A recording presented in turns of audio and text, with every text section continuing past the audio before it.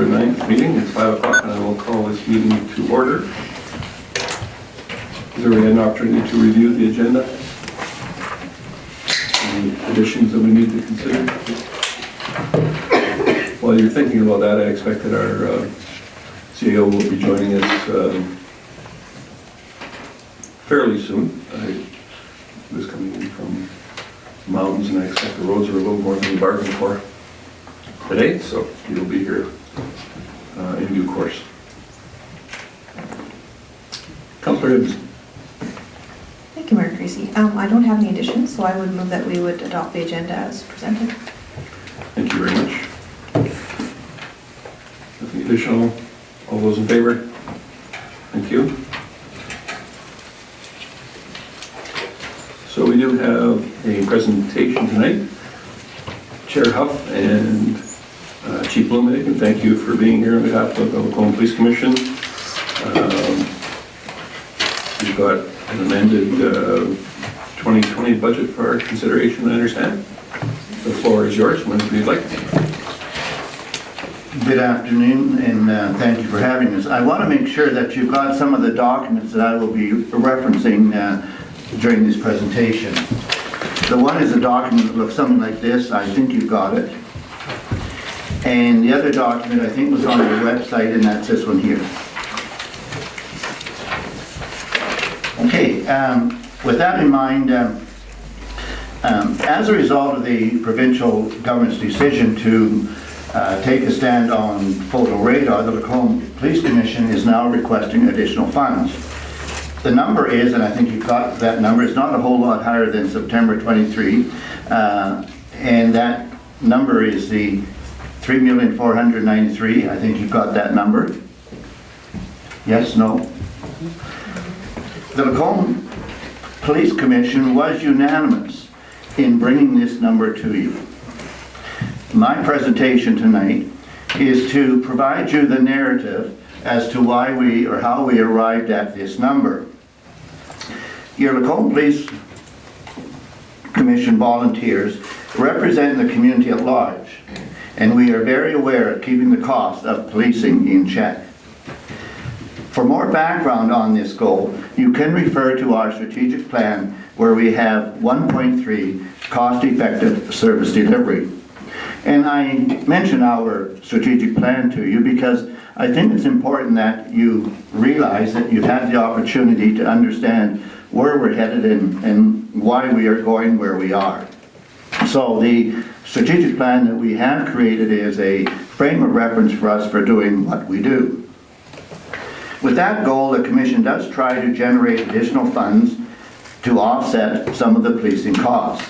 For example, our third-party criminal record checks. Another revenue source would have come from the automated traffic enforcement.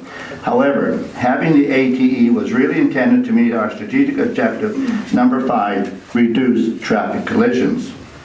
Receiving revenue was a secondary benefit, and I stress the use and using ATE was to meet our strategic objective of reducing traffic collisions, much like all revenues generated from those who violate the laws. For example, I guess the number of bylaws that you have with fines attached to them. The number that we are requesting was arrived after many hours of deliberations. We have appreciated the help that Matt and Diane have provided us during these deliberations. As well, we're always very appreciative of having Ross attend our meetings to keep us in line and to make sure we have very effective records. The Commission is also very appreciative of all the work that Chief Blumhagen has put into preparing this revised budget. Each Commission member has had an opportunity to provide input into the arriving at these numbers. And in fact, during one of our meetings, we went around the table and each Commission member was asked to give their thoughts on these numbers.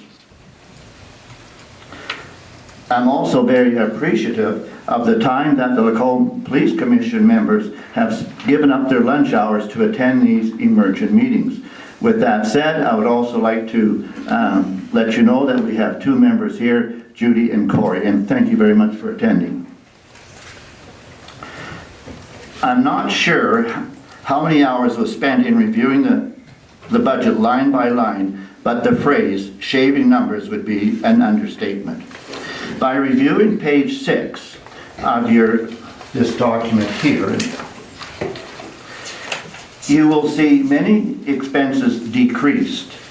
So let's just take a minute and you can look on page 4, I think it is, and page 6, and you will see the word decreased there many times.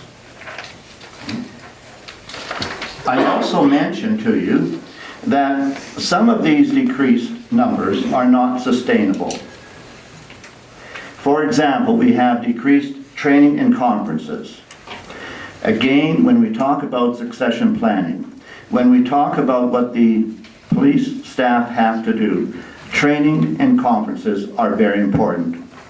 I also make reference to the fact that commission members need to be trained and to be given professional development so that they can better provide the governance role that they are expected to do. As well, with the changing demands of the provincial government in terms of statutory requirements, our staff need to have training. Also, taking monies away from reserves can have a real bite later on, especially when we are taking money away from building maintenance at the same time. And I think you can certainly understand that taking money from reserves can at times happen, but it has to happen under due diligence. Because if we are left with no reserve money, we are then in a real predicament. And I also want to let you know that the commission members and the staff are constantly looking at how we can deal with these increasing costs. And I stress that because I think it's important that the taxpayers realize that we as a commission are always looking at, hey, how can we best provide the service that we are expected to provide?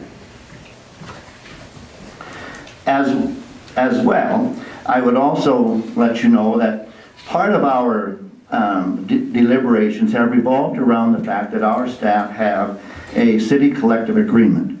And those numbers are something that we have to deal with, and they are given to us from an outside group. We are very proud of what the Lacombe Police Service has accomplished in the past. As you are aware, we recently put out a media release dealing with the results. And we had an overall satisfaction rate of 82%, and that we think is commendable. Our results showed 16 areas exceeded 80% satisfaction, including police visibility, professionalism, culture and diversity awareness, timely responses to calls, dedicated to reducing crime, strives to ensure safety for all citizens.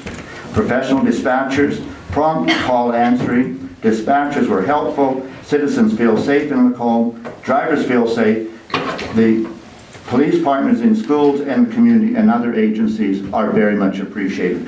Those are some of the results that we obtained from that survey. At this time, I would now like you to have a look at the document that we have given to you as well. It's on page 4, and it looks something like this. This is a document that was created, but it does show how the Lacombe Police Service and the Lacombe Police Commission is compared to other areas. And these stats, they were arrived at from KPMG. You might have read some of these in the Advocate when the city of Red Deer looked at its policing costs. You will certainly notice that the cost of policing in Lacombe is $250, and you can see what Tabor's is, Camrose, Red Deer, Grand Prairie, Calgary, Edmonton, and Lethbridge. You can also see down there as well the crime severity index, and Lacombe again is very highly thought of there as well.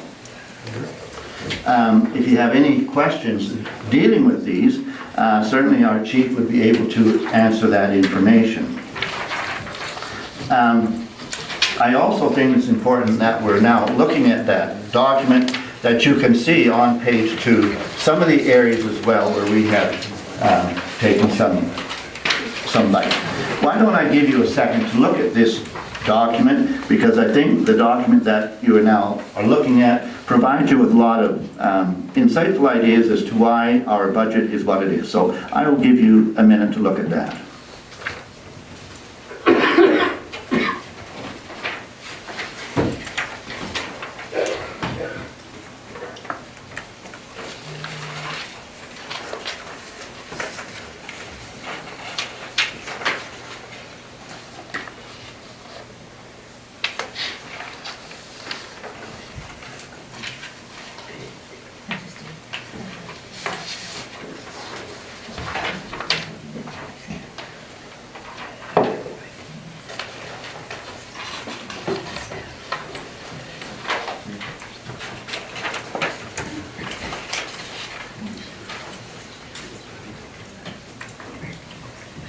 Thank you.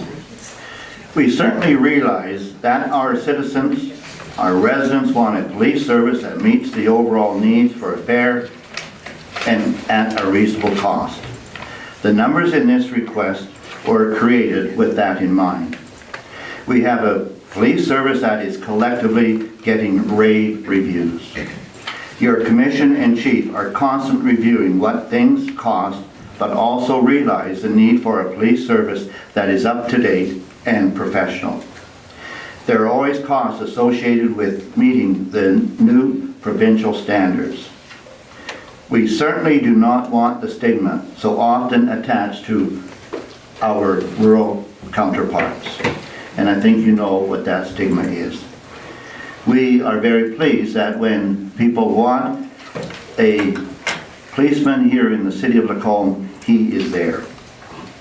So, in conclusion, this presentation has highlighted the reasons for the increase. 1, less revenue generated by the Lacombe Police Commission. Number 2, increased provincial expenses incurred from the provincial demands. Number 3, increased costs incurred by the Commission from its staff's collective agreement.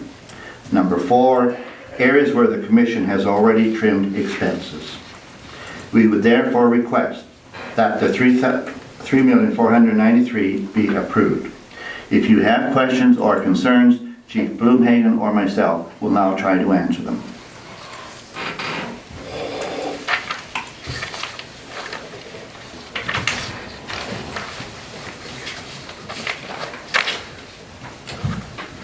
Thank you, Chair Huff. You're welcome. Just for some clarification on the handout that was given us for the cost per capita comparisons, I'm just curious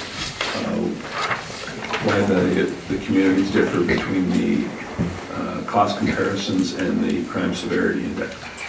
That is a technical question. We'll have our chief answer that. I'm sorry, not understanding the question. On the bottom, we've got, so what happened was the cost per capita comparisons originally, we just compared to the other municipalities with that were of similar size. The additional cost per capita comparators came from the recent KPMG study for the city of Red Deer. But when we looked at our crime severity index, we were actually looking at our neighboring communities of size for comparators on what crime statistics there are for our direct neighbors. So those cost per capita comparisons weren't included in the initial research, but are thrown or are shown to indicate what our crime rates or how they compare to our neighbors. Thank you. And I'm certainly not questioning the information, just there again, why was not the index applied for for the other communities, or the cost for the severity neighbors as well. Right. For the severity would have been a little helpful, I think.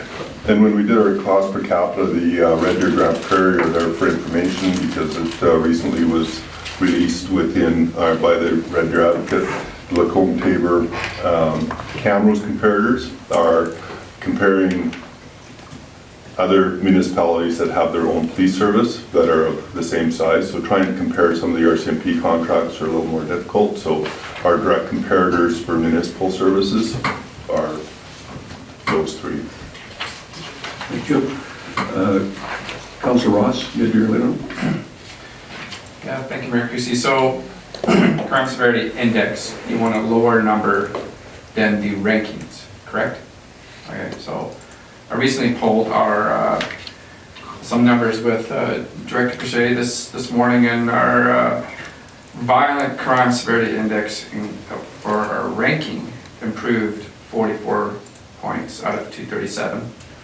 And why I said a 237 is taken out the higher population centers across Canada, because all of them would be 300. Our 5-year change in crime went down, or improved 1.6, so we're 158 out of 237. And our crime severity index improved, so our ranking is 125 out of 237. So we're sitting quite well.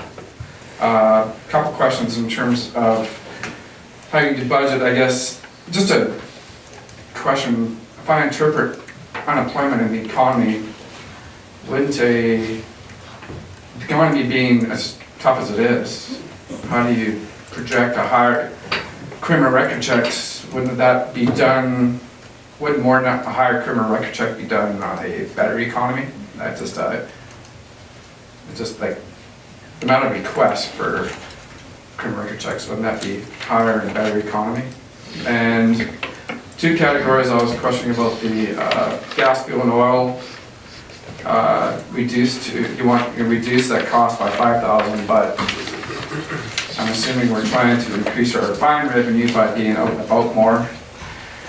And the telephone fax, how lower that 10%, I guess. So just some areas of kind of, I sincerely appreciate during these budget times, it's getting quite frustrating with the province and the change revenues, but those are just kind of three questions I come out as how you can create more revenue. I think there'd be more criminal record checks and a better economy than a poor one. So it's just my interpretation. So when it comes to the increase in revenues on third-party criminal record checks, that is, I guess, some business discussions to increase and look at other products or areas that we can provide services within the partners that we already have that would generate additional revenues. Those discussions have been very recent as to how we're going to do that, and some assumptions made on how that would increase what we're currently doing. Provincial fine revenue,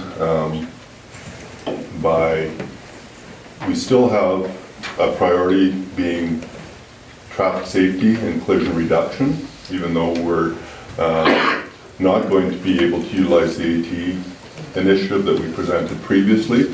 We will be looking at other initiatives in that realm that through enforcement will have some increased revenues that we're already recognizing. So looking at different strategies and still sticking to our strategic plan in how we conduct our operations will lead to some of those revenues. When we look at the other lines that you outlined, there's a variety of reasons for those changes. Some, when you talk about fuel, gas, fuel, and oil, those prices are fluctuating. We're currently seeing that those prices are lower. And on our current experience, looking at our actuals to date for 2019, if that trend continues, we could anticipate about a $5,000 reduction next year. However, that number could go the other direction. So we're taking some risks on these assumptions. When we look at all of the lines, we have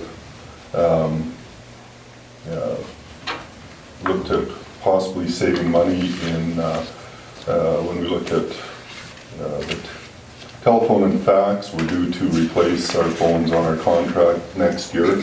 We'll look at cost-saving measures in that area to accomplish that.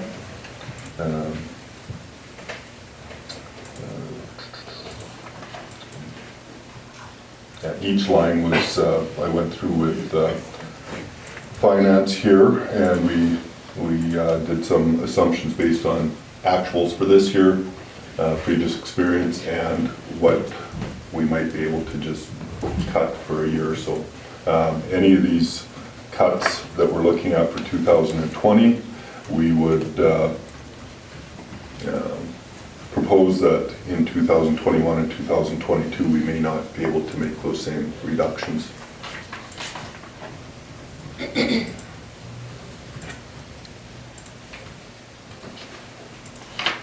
Not sure if I hit all three of your points. No, that's great. I just, something that, I think it's also important to realize that if you need additional information, please let us know. We didn't want to overload you with a lot of narrative or a lot of facts and figures. We wanted to provide you with a summary of material so that you were able to come up with a decision. And as I said, the Lacombe Police Commission volunteers, and we are representative of the community at large, and therefore we wanted to make sure that these numbers were meaningful.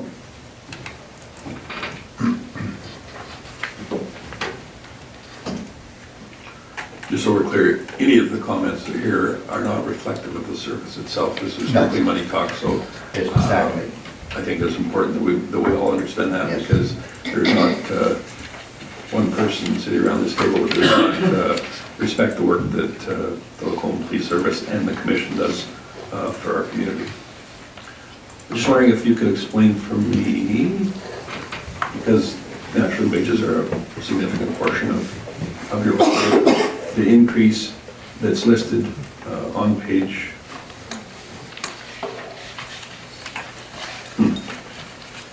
my PDF here as well. I believe it's page 8 of 609. Is listed at 7%, and you refer to the collective bargaining agreement, which is a substantially different number. And I'm just wondering what accounts for the difference between those two percentages. So when you look at wages and benefits, both lines, whether it be on the civilian side or on the member side, we haven't added any additional positions in either our support staff or our sworn member staff. With the sworn members, they contractually have, as part of a 3-year agreement, a 1.75% increase on their wages, which affects both wages and benefits. The city has made decisions on potential increases for our non-sworn staff. Also within all of those, so with the non-sworn staff, that would be consistent with all city departments as far as staffing percent increases. But in all those categories, we also have incremental increases, step increases for support staff that we have to honor for all of our staff. And then within the membership, we have step increases from one class constable to the next that are contractual as well. So those are over and above any percentage increase that would be granted to our staff. And therein lies the discrepancy between the 1.7 contractual increase to the 7% that's indicated here. Okay. Correct. And then on the payroll benefits, there seems to be a disproportionately lower increase there between the wages, and I'm curious how that works. Only 0.89% increase there, 6,000 on a little over 700,000 and there's a $220,000 increase in wages, that just seems, I would have to defer to our folks in finance. They do the input on what the wages are, who is paid at what levels, the associated benefits to that, percentage-wise on whatever that may be, and then they come to a number for payroll benefits. So those numbers are fairly complex, and I would have to defer for them for any interpretation of why that differentiation would be in question. which is certainly fair enough, and I wasn't necessarily hoping to go through a tremendous amount of line items, but given that staffing is a significant portion of it, just some things where you add up, you made a perfectly valid point with the increase for the wages. So perhaps we could have our administration look into the reasons to the rest as well. Chief Covey? So one of the reasons there'd be a differential is that a lot of the additional items within the wages don't actually result in additional benefits costs. So there's things like casual guarding hours, dispatch hours, or general increments or reclassifications of staff members within Lacombe Police Service, where you're seeing higher wage costs, but not correspondingly higher benefits costs. Thank you. Thank you. Councillor Oshram? Thanks, Mayor Creasy. I know you probably said this, but could you walk me through page 3 of this document? I know that you've got revenues and expenses, so they kind of work away from each other, so then the total becomes 156,000 and some as an adjustment to the budget, but then why is the difference increased at the bottom at 195? What part am I missing in there from 156 to 195? So originally we had a budget that we presented in September of this year, and then we came back. That budget was revisited in November because of the provincial changes to the ATE program. So when we were addressing those November 29th budget amounts, that when we removed any expenses associated to ATE, reworked numbers, we had a potential budget that was higher than, that was actually at $3,649,970 that we had to deal with. So when we went back, we shaved 156,847, or found those dollars, applied them back to November 29th. The difference percent increase, the 195, is over 2019. So we had a bunch of variations. Originally, council had approved an increase of 60-some thousand, revisited our numbers, and now the total ask over 2019 is the 195. And I also think it's important that when I reference the fact we had a number of meetings, you will notice on the bottom of this one, there is December 4, and those dates are really important to me because then I was able to calculate, because when we met on November 29, Matt, I think you were there, each commission member, as I said, had a thought on what we should do, and then we went, and then Lauren took that information and arrived at the other number.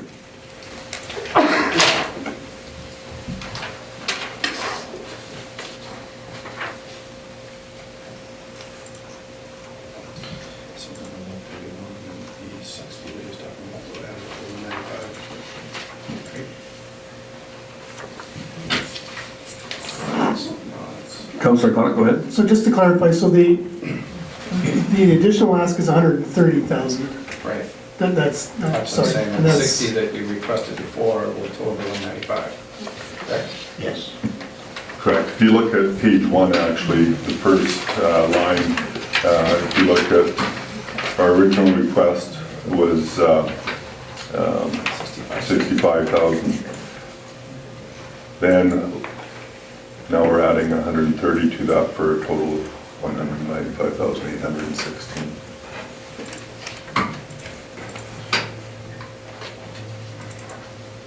Councillor Ross? Thank you, Mayor Creasy. Just a general question with the,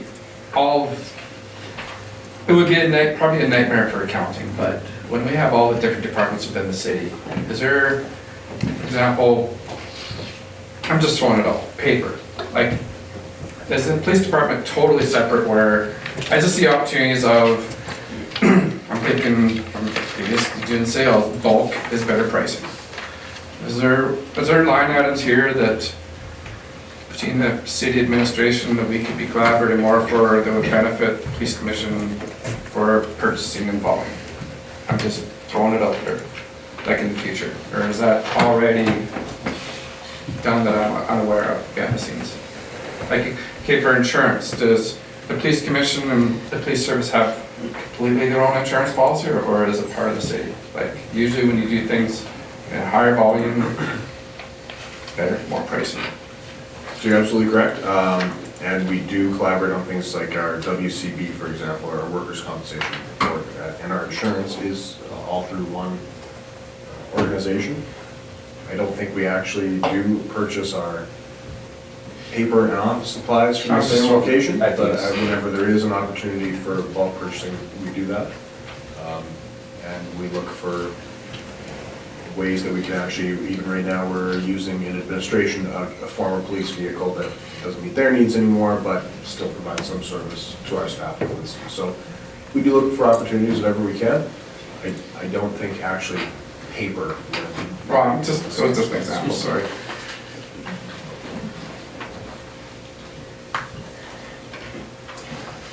I have one more question. Go ahead. Maybe a question to Director Gowdy. Are you be looking for, in the presentation later, as in one motion for both FCSS and the police service, or are we separating this to, or is this to be discussed later as one? Obviously, we have different scenarios here to deal with that administration's brought forward. You'll be able to deal with those, however, in separate or in combined motion as you see fit. We do have some recommendations coming forward of how to approach the 2020 operating budget coming later this evening, for sure. Councillor Jacobson? Sure. So just a couple quick questions. So the $65,000 in revenue, the $40,000 from the third-party checks, and the $25,000 from provincial fine revenue. And I was looking for the statistics here. I couldn't find them. Obviously, you didn't think to include them because you wouldn't needed to. But how often in the last 3-4 years has provincial fine revenue hit its targeted or budgeted amount?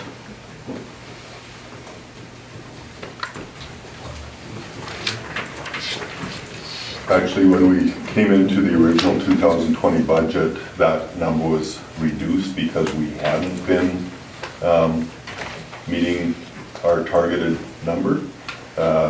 So our original request did reduce that. Then we were hit with the provincial decision to take additional fine revenues from the municipalities. So I didn't feel overly comfortable in raising that line until we looked at other initiatives. So we had lowered it to be in alignment with previous experience. So that 25,000 is a representation of initiatives we plan on moving forward. So I guess so they are based on assumptions. okay. So yeah, I guess I was philosophically certainly in support of that original budget line that reflected, you know, a policing philosophy that's more geared towards policing as opposed to fining. So I guess my question is there a, I realize $65,000 isn't the end of the world, but if some of these assumptions don't pan out either with your business initiatives with the third-party checks, or, you know, the experience of the boots on the ground is that, you know, this is just not appropriate for this, additional fine writing, is there a plan B for that additional revenue? Okay. So broadly speaking, maybe this is a question I've always had, and maybe Chief, if you can just give me your best answer to this. Is it realistic to assume that we can get to some point with the budget where we can genuinely expect year-over-year increases that would simply align with council's stated goal of targeted CPI without the addition of things like AT or that kind of thing, while maintaining the current service level that you provide in the city of Lacombe? Well, I'd say with the majority of the funds coming within the wage and benefits, with that being 80% of our budget, when we look at the CSI does not align. It can align in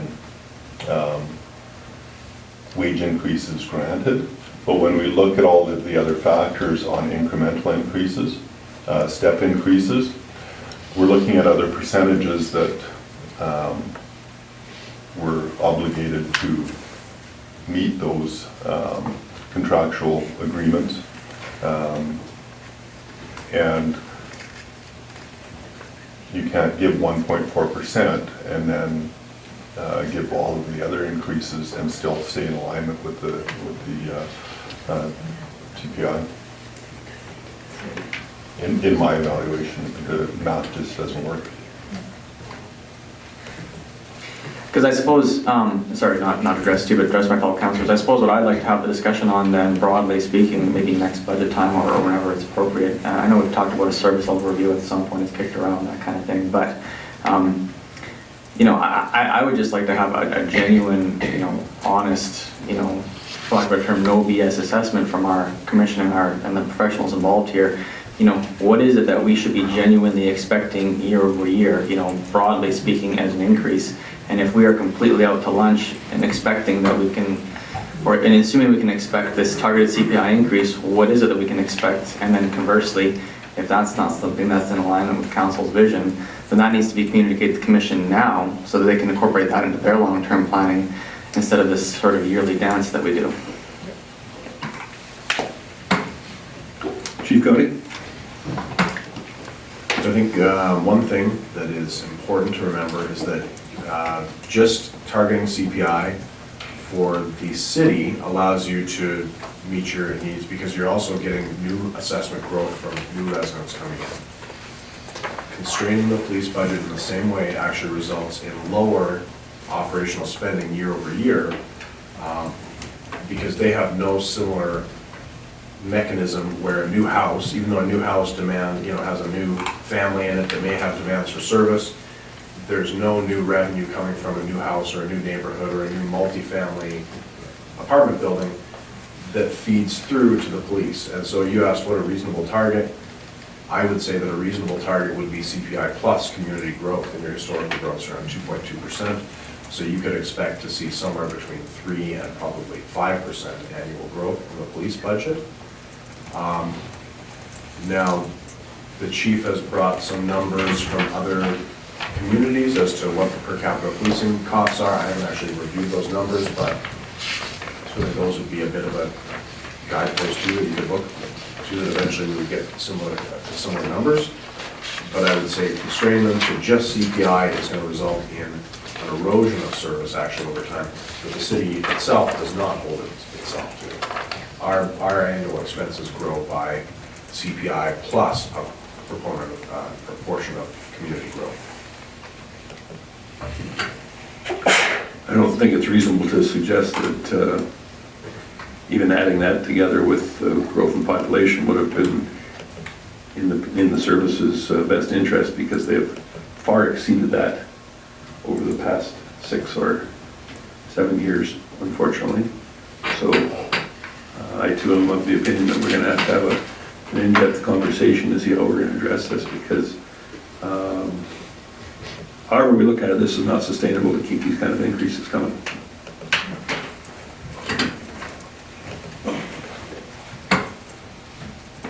Councillor Connick. Thank you, Mayor Creasy. And I think we've had that conversation, and that's why we are doing the service level reviews. I know the Lacombe Police Commission has already started that process. They've contacted somebody within the Solicitor General's office who, that's part of their job description. That's exactly what they do. They compare police services within the province. So we've already undertaken that process. I know the city's going to do the service level review as well. And I think once we get that information back, yeah, I would agree. I think we would have to have an honest and frank discussion sometime next year once we have all that information and say, okay, where do we want to be? And we've talked about that as a council already. So that's where we're headed. And to be quite frank, I look forward to the service level review as an organization as a whole, because, you know, in my time on council, every year we've been hiring new personnel year over year, and you can make the same argument too, is that sustainable in the long run? So I look forward to the service level review for the police service and for the city, and to see you know, where we sit going forward in the years to come.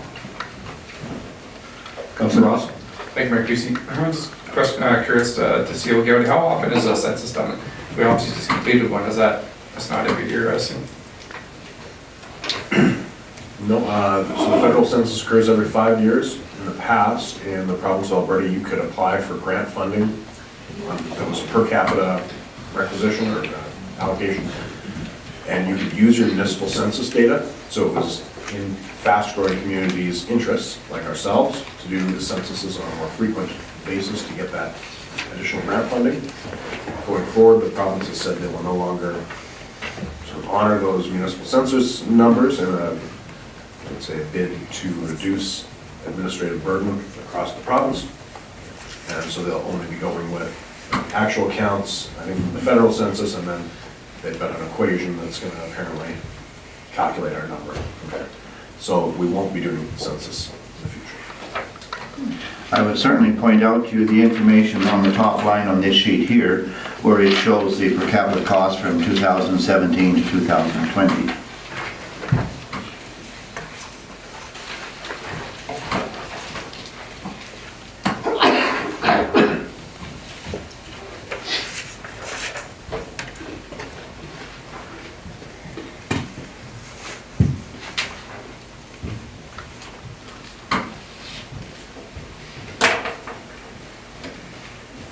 Do you have any additional questions or comments?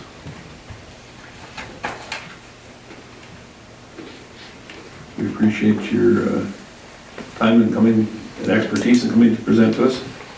Thank you both, and your backup from the commission as well. You chose not to speak.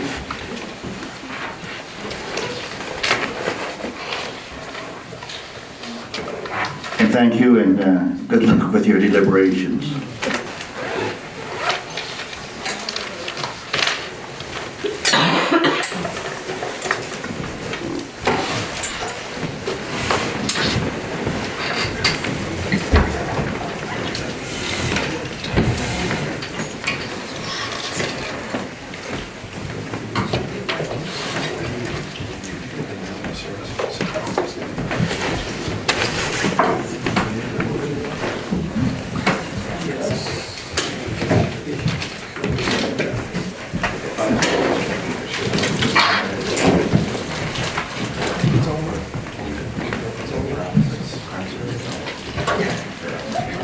Trying hard.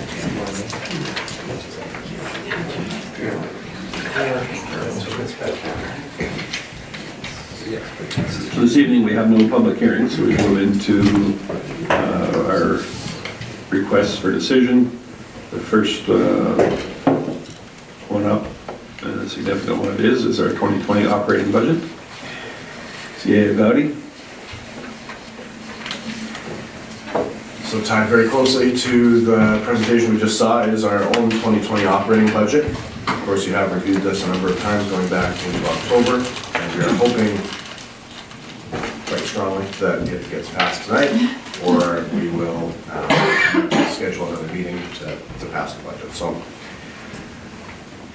sort of a fly in the ointment of doing so, of course, is the recent provincial announcements for the freeze of automated traffic enforcement programs, the increase in the initial portion of fine revenue, and an increased cost of the forensic lab services. I won't go through those in too much detail because our previous presentation was on that very thing. And of course that came to a operating deficit of, I had 131, 125 at the time of writing this memo, but it is now 130,000, so right at 131,000. Similarly, we met with the Lacombe District Family and Community Support Services of the city of Lacombe. And unfortunately, a number of recent announcements there have also reduced the revenue for that agency. Of course, canceling programs including Parent Healthy Families, the Early Years Coalition. Loss of a 10% administration fee for hosting these programs has also resulted in a shortfall for the FCSS of about $115,000. They've taken steps other than addressing existing staff hours that have resulted in an operating budget net deficit of $55,000. I should say they have also identified where, if council says we aren't able to do that, where changes can be made to existing staff hours to try and accommodate that. 55,000 is outside of that. In addition to taking the steps to conclude the provincial programs, FCSS is looking at the possibility of applying for future programming to become a family resource center. I think the strongest consideration right now is in the provision of some of the sort of spoke type services rather than being the hub itself in Lacombe. We asked what things the city could do or offer to put them in a strong position to be able to access that funding and apply for that funding. I know they're looking at some of those measures this week, I believe, with the board, and they have a meeting with a number of community groups to look at who can best supply those services. So that results in a shortfall of about $180,000 total between those two groups, 185. We have put forward some options for how you can deal with those shortfalls and still pass the budget this evening. So when I developed this memorandum, I was thinking of it from the city's point of view, I would say, largely, which is, of course, what you pay me to do. From our organization's standpoint, it is the easiest to achieve our objectives if those community groups are constrained to the previously identified budgets.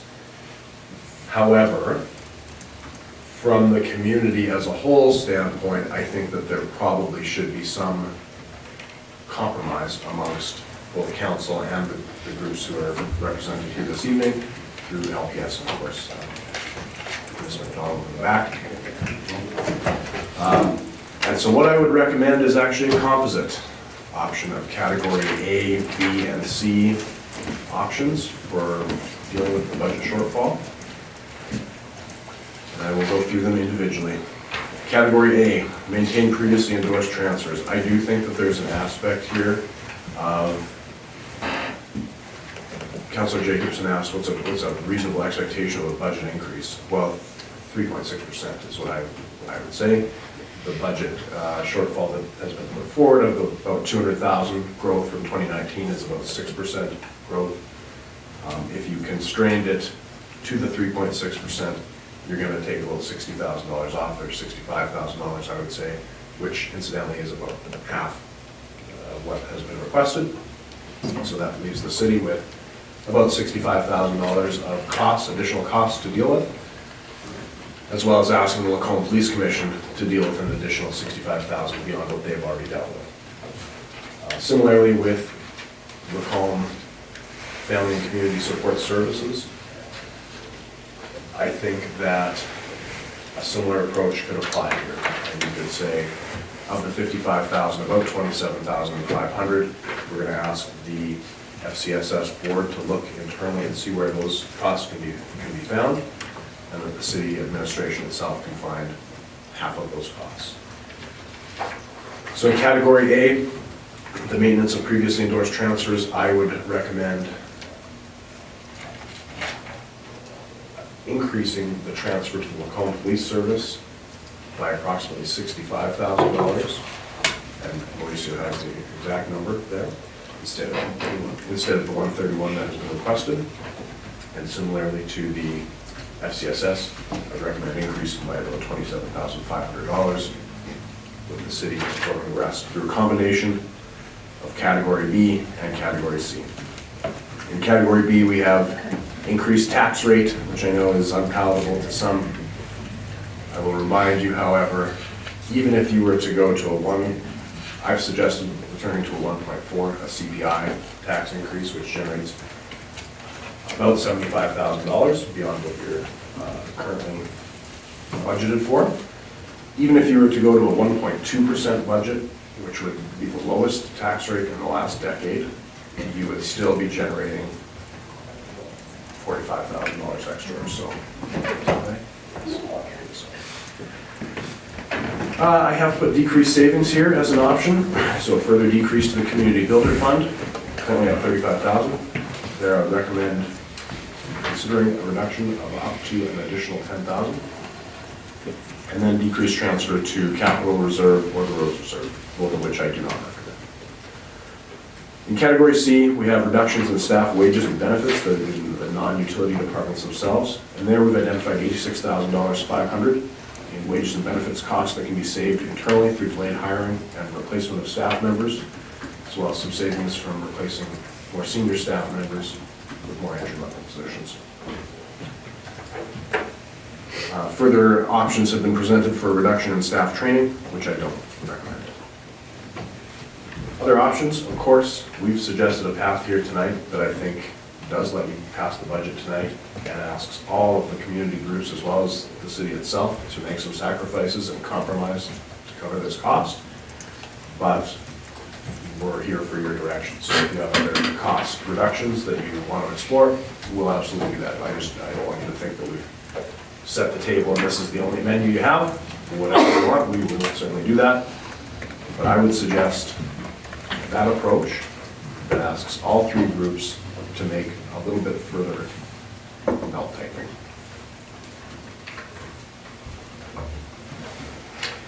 Thank you, Chief Gowdy. Councillor Connick, before I give you the floor there, one thing that was mentioned here on the final sheet of our documents that were supplied by the presenters, previous presenters, I see that the per capita cost in 2017 was $250, and it went to $252 in 2019 and 2020. So are those numbers correct? I don't know. Because I got to tell you, on a requisition of $3.5 million, as if by miracle, with all of the changes and all of the increases in staffing, all the adjustments made, that it comes out within $2 after that many years, I find to be insultingly suspicious.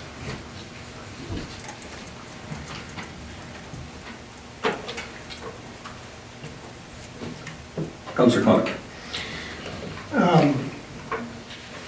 Well, I was going to talk about budget, but I'll just address your comment. As far as I know, that number is correct. You have to remember that in the last number of years, there's been a significant increase in revenue. We didn't have the third-party checks. Just to remember when they started. 5 years ago? Anyway, those numbers they're not made up. So those numbers are, as far as I know, they're correct. So, anyways, on to the budget. So we have a shortfall of 180,000. To be honest, I think we can meet that whole shortfall, or that shortfall. The way I would suggest doing it, I would begrudgingly support going back to 1.4%. That will increase an additional 75,000. The other area that I think we can make up some money that hasn't been addressed here is that, again, we are adding an asset management coordinator next year at, $97,000. Now, I don't know if the adjustment that you've suggested in wages, I'm assuming some of that is that particular individual or position maybe starting half year. Is that Okay, That's correct. thank you. I would suggest that we just hold off on that position altogether for 1 year. And the reasons are, I'm a little bit, 20 years ago, I did a very similar position with ATB Financial. I worked for the bank for a number of years. I worked at a West End warehouse, and that was kind of what I did a little bit. Assets would come in, I would label them, pump them into the system, start the depreciation. Old assets would come in, I would remove them from the system. I would suggest that that position, I have a hard time trying to figure out what you would pay that person to do. I understand that there's a lot of work at the front end, collating, putting together the database, but after that, you're not looking at hundreds of asset transactions per day. In fact, so I struggle with that one a great deal. I personally like to see if that can be done a little bit third party, where a third party comes in, puts together the assets of the database, and then we manage it internally after that. I would argue, I'm just wondering if that position, again, I alluded to this earlier, how every year we're hiring new staff as a city. We've survived to this point without that particular position. I would suggest that we could probably get away with another year without that position. In the meantime, we can see if maybe there's some third party,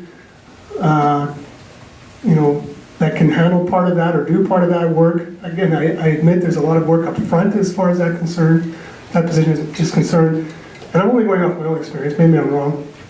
But then once that you're out of your assets, the database, I don't think there's a lot of work there. But I could be wrong. So those would be my suggestions. I think we need to meet, as far as suggesting that FCSS or the police commission, to be honest, the police commission, they went over, they did come back with quite a bit of savings after they went and sharpened their pencils a bit in $156,000. And I'll be honest, I don't know if they could find anything else other than not putting anything into reserves, perhaps. I don't know. I think they've worked pretty hard at this. We had a couple meetings. We tried to figure out where we could make some savings yet. I'm not sure we can get any more. But I would suggest that we should try to come up with $180,000. I think we can, just with 2 suggestions I made. Maybe others have other suggestions, but and then in the coming year, we do the service level reviews, we figure out where we're at, and then we can decide if, whether it's the police service or the city as a whole, where we need to be at in terms of efficiencies, in terms of manpower and everything else. But in the here and now, I think we can make up the difference.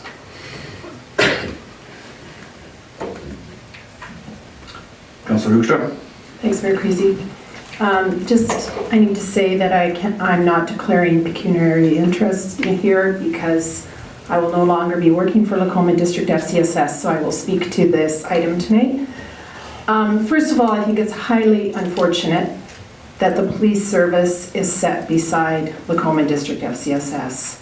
Those are 2 extremely different organizations, and that they are being put side by side is really unfortunate, because as much as we're supposed to look at each item in its own merit, we are looking at them beside each other, and that's unfortunate for a number of reasons. The wages of all the police service are protected in here. The wages of FCSS employees are not protected. There are reserves with the police. There are not reserves with FCSS. So if we're dealing with these organizations in an equal way, I just think it's unfair to FCSS. For the category A suggestion here, it has 2 different amounts in there, one for the police service and one for FCSS. It says $114,000. That really should say 55 there. So it's being truthful to the whole proposition here. But I certainly support helping out FCSS in this regard for this time. They have never come to us, in my memory, to cover a shortfall. That this is an organization that generally has operated independent of the city, other than what the city has, their matching grant for their FCSS dollars. So if we somehow could separate our discussion for these 2 organizations tonight, I think that would be really important.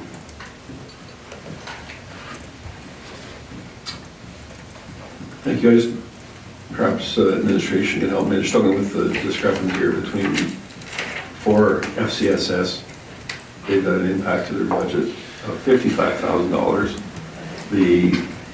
I believe it was around or somewhere around 10% of the parent link monies that were taken as administration, which amounted to somewhat over $100,000. But now they're, because of this, they're $55,000. The loss of this money, they're $55,000 short. So either they were getting compensated very well for the work that was done on behalf of parent link, or something just doesn't add up in my mind here. Can you help me with that, Chief Gowdy? Yes, I can. I apologize, there is an error in the 114 versus the 55. So the issue is the FCSS has lost approximately 115,000.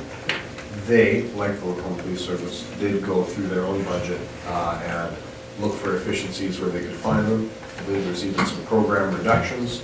And so they lowered the overall shortfall from an original 115,000 to approximately 55,000. I appreciate the clarification, but that really doesn't answer my question. I guess what I'm getting at is they were getting paid for the administrative portion of that work, which amounted to 10%, which was $100,000. I'm assuming that after January 1st or March 1st, whichever the date is, they're no longer doing the work.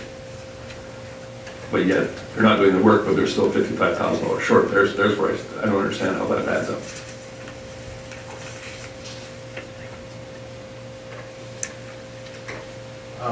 Yeah, I think one of the changes to the program that's coming in the future from the province is that there has to be a specific accounting for the administrative oversight that's provided for those programs from the Family Resource Network, because of the concern you're highlighting right here, that perhaps in the past of like 10% might have not been as quantifiable as the province would like for where those administrative costs are going. Right, and I guess I'm not expecting a direct correlation between the two. However, a little over $100,000 to $55,000, that's quite a discrepancy. Councillor Ross. Thank you, Mayor Creasy. So the dissolving of parent link is far more complex than just shutting it down March 31st. There are different agreements, the human resources, the labor codes, and so forth. The layoffs were already notified significantly earlier because that process had to start taking place now with the amount of funds that were available. Through FCSS and their financial coordinator, they brought that in place to us within the board. That 114,000 is what the shortfall would be prior to dealing with staff reductions, other increases, dealing with dissolving parent link, because it's not as simple as March 31st. So it's a far longer process, far more complex than, because to pay out accordingly with the different employee agreements and labor codes and notifying, that's, yeah. I don't know how much more to say without getting into. I think that's specifically why some people were, their contracts will end in the first of the year, right, to make up for that shortfall. So I don't believe that it does extend beyond the end of March. Director Duke. Well, thank you, Mayor Creasy. If I can clarify a little bit, if I can speak for FCSS, hope I'm correct in this. The 10% administrative fee that FCSS was taking for administering Parent Link and other programs that they were doing on behalf of the province was being redeployed into the FCSS budget and utilized for a number of other programs as well. And I just wanted to comment that at this time, the service loss to the community and the region is already profound. And with, if I'm correct in saying that, a reduction in other programming as well that FCSS has proposed, and including staff cuts, the service loss to the community might be so severe that it's one of the things that we're trying to avoid, I guess, in some respects with this addressing of the deficit. If that makes sense.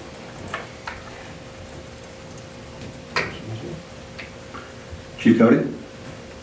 Sorry, just there was a comment made earlier about operating reserves, and it is my understanding that both the Lacombe Police Service and the FCSS have an operating reserve.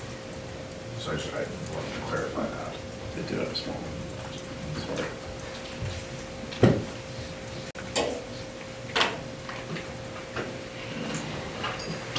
Councillor Hoekstra. Thank you. I don't believe it's a budgeted operating reserve. Is it a budgeted operating reserve? I thought it is a reserve created from surpluses. And so that to me is a different idea than when you have a budgeted reserve where there's a definite plan to have funds in place for certain types of contingencies. FCSS does not tend to be an organization that has a budgeted operating reserve. Councillor Ross. The reserve has been used to bridge programs. For example, Fill the Bridge program. In order to meet the demands FCSS has made up the difference through reserves. That's one example. So call that operational or budgeted. So that's one example.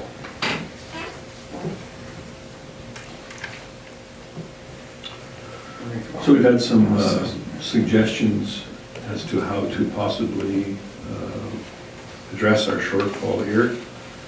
Anyone else care to weigh in? Myself, I would like to see us choose some of the other methodology, whether it's a combination of a few of them, would be my preference, but I'm not in favor of readjusting the tax increase beyond the 0.9% as we previously agreed to.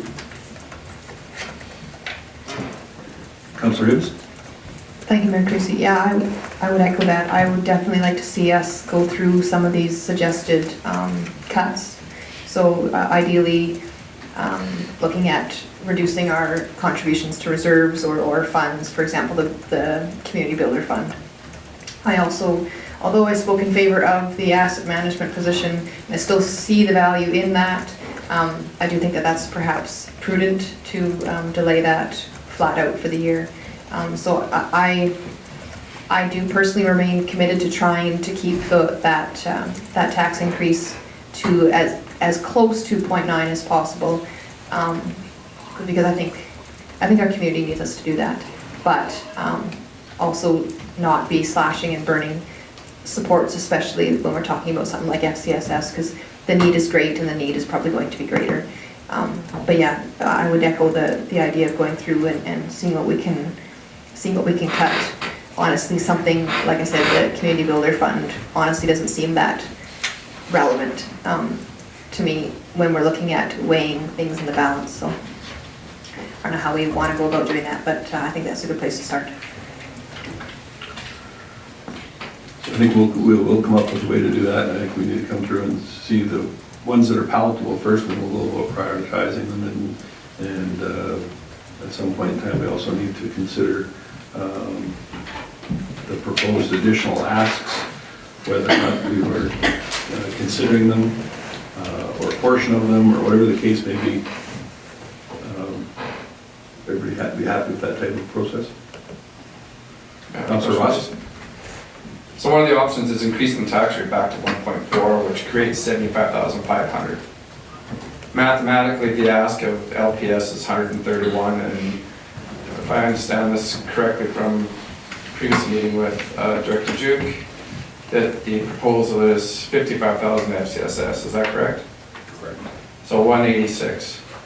So that would be mathematically come up with a difference from 186 from 75. So if we raise the tax increases back to 1.4, you need to find another $111,000, correct?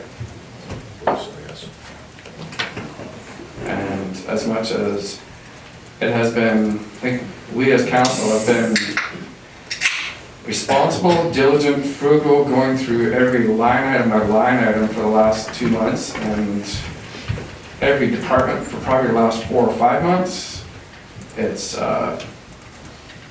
would be wonderful to keep this process simple, and unfortunately the province has, since October 24th, has brought into revenue changes beyond making a budget. It's just, feel like we've done and administration has done an incredible amount of soul searching for this difficult year, and it would just be simple just to deal some numbers and pass this operational budget.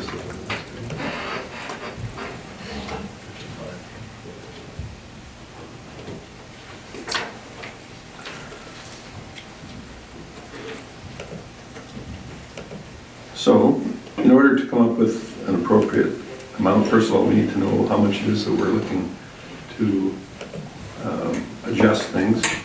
The full amounts in the ask right now are $55,000 for the FCSS, $130,000 for LPS. First of all, I need an indication on FCSS. Are we considering the full ask at this time of additional ask of $55,000? Raise your hands or what? I'll start up at the top. The full amount indicate. Okay. Very good. And the LPS, the full ask at this time is $130,000 additional. Who is interested in a full allocation of those funds? Okay, so obviously, one more time.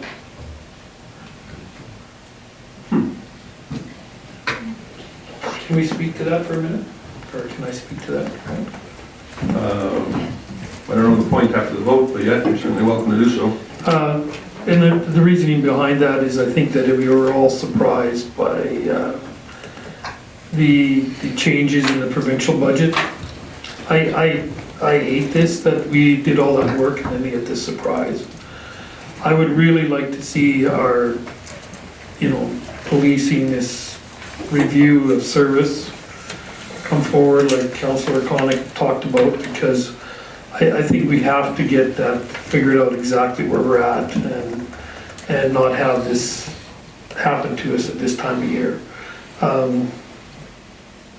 I just find it really hard to continue this stretch of growth with, even into the future budget. You look and they're talking about additional staff on a yearly basis to get to 24 members in 2 years. I don't know if our community is growing that fast, to be honest with you, that we would have those needs. So I have a real concern for that, and I put my hand up towards the full amount reluctantly, but I think that they've been surprised and so have we, and we need to have this figured out a lot sooner than this. It doesn't leave us enough time.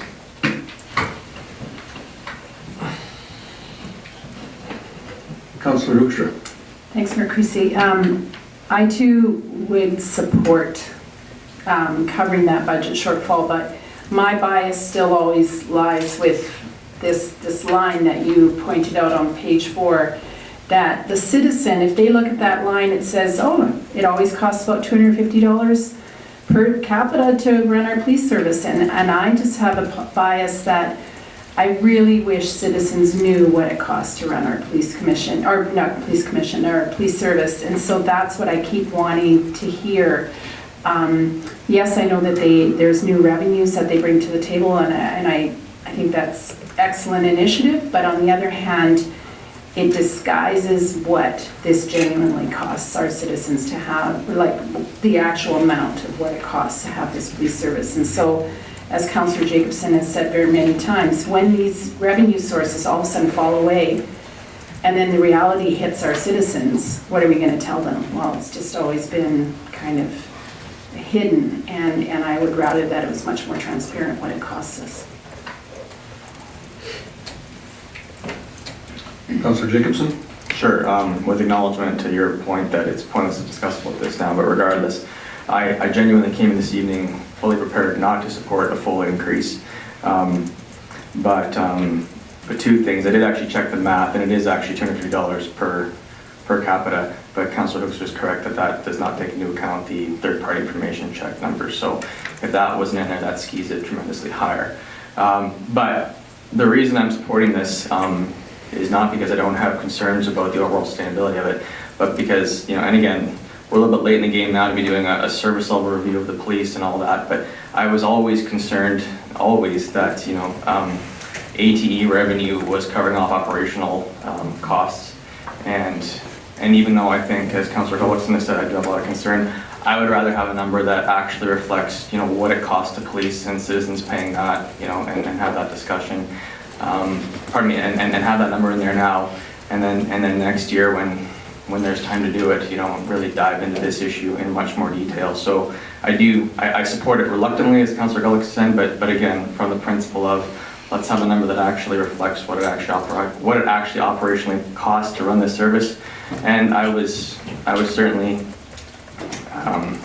I was convinced enough by the presentation today and Councillor Connick's comments that they've dived as deep as they possibly can for now, and they found as much savings as they can without doing a thorough service level review. So that's why I'm supporting this, much to my own surprise. Councillor Connick. Thank you, Mayor Christie. Just a couple of comments. First to Councillor Gullickson. The Lacombe Police Commission has already said that they're going to reevaluate their human resources plan in light of what's occurred. So we're going to look at that in the coming year as well, because you're right. That's already been brought up at the table within the commission that we need to review that, and I've said it, in fact, that we can't be hiring somebody next year or the year after either. So we're going to take that into consideration. Again, I look forward to the service level review. We can get some good comparables, and then we can have that discussion. What is the breakdown exactly? What are we paying for exactly? The last comment I want to make is I want to go on a rant against the province, because I know the spring budget's going to come and they're going to pat themselves on the back and tell them how they've done a great job, but I know in the fall I'm going to look forward to probably paying school fees, and I have never paid school fees in a long time. I know my wait times are going to go up with Alberta Health Services, and I know invariably that we as municipalities are going to be asked to take on more. And that's what really kind of pisses me off, because this too, the LPS budget was done, it was sorted, and then the province drops 3 major changes in our laps, and it just, anyways, that's all I'll say about our good friends up north, the provincial government, how they thrown it all back into our laps, and the Joe Blow tax player, and thinking they're doing such a great job. Thank you.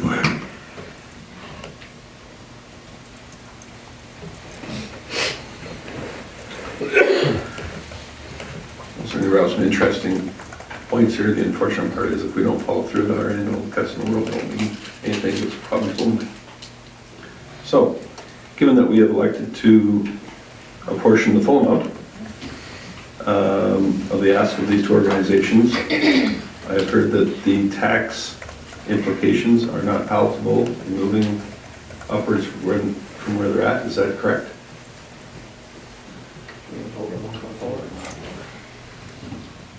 Councillor Connor? Well, of course, I was one who was very much in favor of 0.9 in a perfect world. I'd love to stay there, but I will begrudgingly go back to 1.4 and get that 75,000. Again, I'm not happy about it. So in that respect, I guess I've changed my mind in some respects there.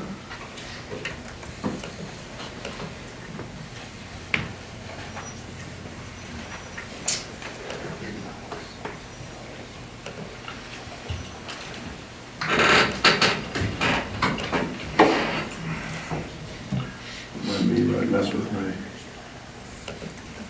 Councillor Oakshire, go ahead. Thanks, Casey. I too would support a 1.4% because, again, I think that's a communication to our citizens that these services that we have in our city do cost, and we can't deny that. So I would support a 1.4. Okay, so I was incorrect then. That was not the only thing I heard, so I will ask. We'll go through the scenarios that we had. We'll get an indication, start with where we're at now, and then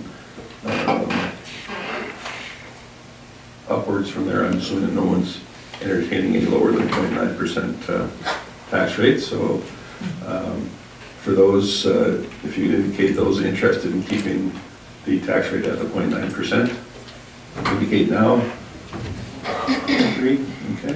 And then, obviously, it's gonna be higher than that. Was this an incremental thing, or we wanna go right to 1.4, or what are we doing? Is it our ways? Someone had said, well, Councillor Gibbs? Thank you, Mayor Creasy. Sorry if I'm off base on this, but is it not possible to sort of identify like what cuts we could make and then see what we could possibly arrive at versus, or do we have to go with, no, we're doing 1.4 and then make adjustments? We Do you certainly, know what I mean? Because my goal is to get as close to 0.9 as possible, but I don't think it's probably realistic that we stay at 0.9. But I think that we could not necessarily have to leap right for 1.4 by looking at some of the numbers. and that's a very valid point, and you're 100% correct. We're not stuck to only those two numbers. It can be any number that we, and will be any number that we choose to make it. And if that's okay with council, we will go through the cuts and see what we can come up with. If that's preference, or do we just want to work backwards the other way? That seemed like a reasonable course of events, let me put it to you that way. If our goal is to keep it, the tax rate as low as we can. Councillor Jacobson? So obviously I was in favor of 1.4 originally, but I do think it would respect the spirit of what was voted for at 0.9 if we did it the reverse engineer way. Councillor Connick? Sure, I'm on board, so I would then throw it out there. Is there any appetite on council for this asset management coordinator? Can we do it out for the whole year and then look at it again in the fall budget?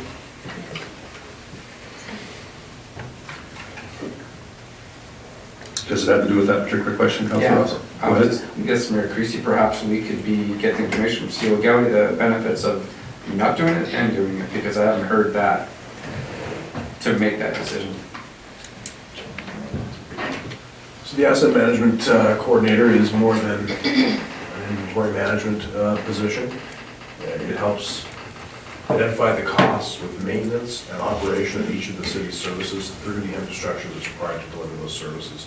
That's going to help with the decision-making for council of whether you want to take rehabilitation, maintenance activities, or even the development of new pathways, trails, that sort of thing. So it is a position that's meant to lower your overall service delivery costs through lowering your overall asset management costs. Delaying it for a year, are you going to see a significant difference in 2020? No.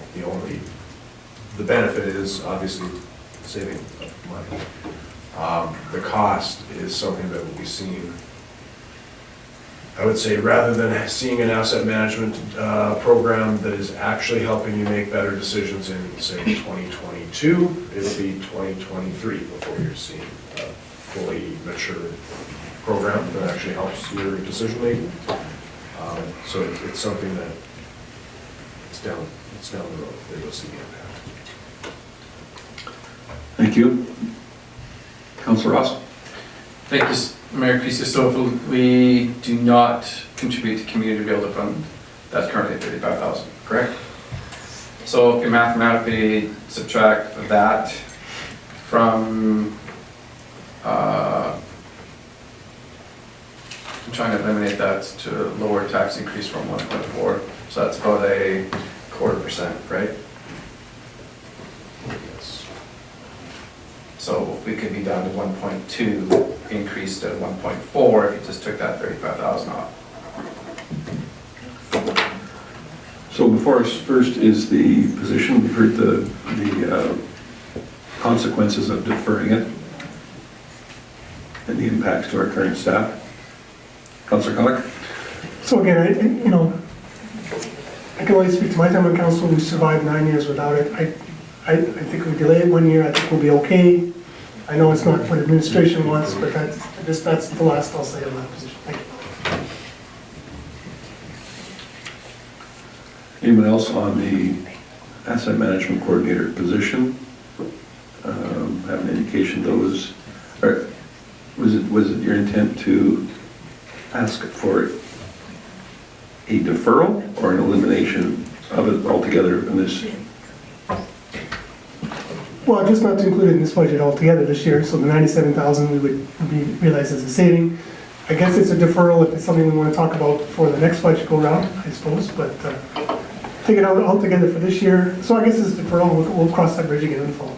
I guess the only reason I put it that way is it would give our administration some flexibility in position that we do have spring adjustments and whatnot, and who knows where that will bring. I can't imagine it being a huge windfall, but at least it gives them the option to implement the person if possible. So those interested in a deferral of the asset manager position, indicate so now.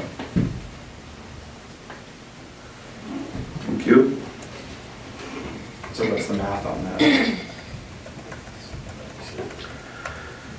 Okay, the next item up that was for discussion was possibility of adjustments to the community builder fund. It is currently set at $35,000. Are we interested in considering any adjustment to that fund? I think that in years past it was at 50,000, and not so sure that we don't have a policy that says that, do we? So it's at 35 now. Is there any kind of adjustment that we were willing to consider with this? Councillor Conick. So the policy says 50, and then there have been years where it's been at 0. So it's one of those things that unfortunately sees the axe of budget time more often than not. So no one else is jumping in. We're it's at $50,000 by policy. Given the times, do we want to reduce it by half to 25,000 or to 0? So we'll give you both options. The reducing the community builder fund to $25,000. Anybody in favor of that besides myself? Or to 0, which I think is the overwhelming choice, indicate so now. That one is done. The adjustments to general capital reserve currently set at $200,000. Excuse me. Just a question, where are we at for total amount for what we need to make up for the difference for 186? We'll find out here, we get them all done. So the decrease to transfer from the capital reserve, is anybody interested in adjusting that number? Councillor Conick? So my own clarification said 200,000 now, is that correct? Correct.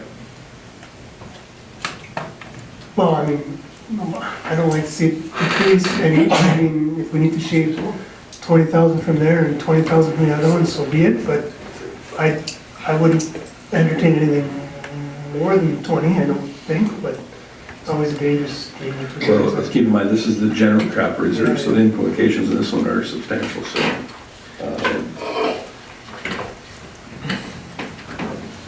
Councillor Extra? Thanks, Mayor Creasy. Just for clarification, like these numbers were what we were supposed to transfer, or these are the balances?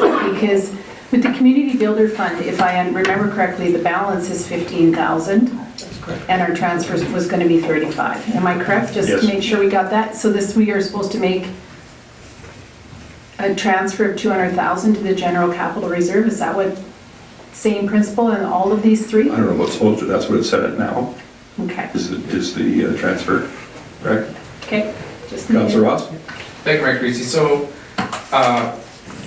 we've been trying to get closer to 0.9% of an increase, but from my math, of 97,000 and 35, we're at 132. We need 55,000 more difference. Are we going to entertain going anywhere over 0.9? Or are we going to just keep making the numbers and take 25 off the capital reserve and 25 off the road reserve and be done? Or because No, like I said, like I outlined before, we're going to go through, see where the reductions are palatable to council, and then we're going to try to prioritize them from there. So, your disagreement is noted. Perhaps you should have raised that at the time when we went over it. yeah, I'm just asking where we're at mathematically, because that's And I've answered that question. okay. The decrease in the transfer to the roads reserve right now, set at $220,000. Are we interested in any adjustment there? Don't see that as being palatable, so we'll pass on that. So both the general capital reserves and the road reserves will remain as is. The community builder fund allocation will be eliminated. And the asset management position will be deferred to a later date as seen fit for administration.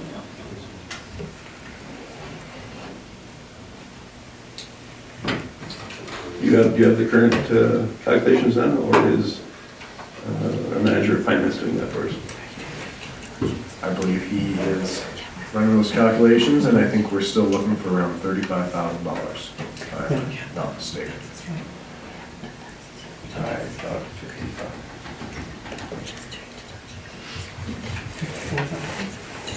Yeah. The amount that we need is $54,000. In addition to the current. Yes. Thank you, Manager Reyes.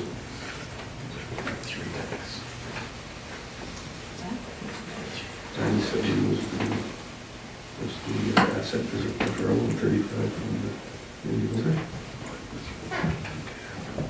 So 1.2, 1.3.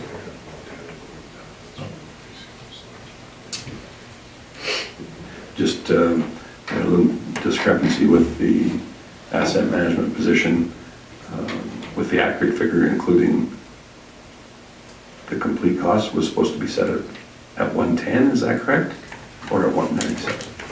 Yes, the 110 will include benefits. Thank you. I'm sorry.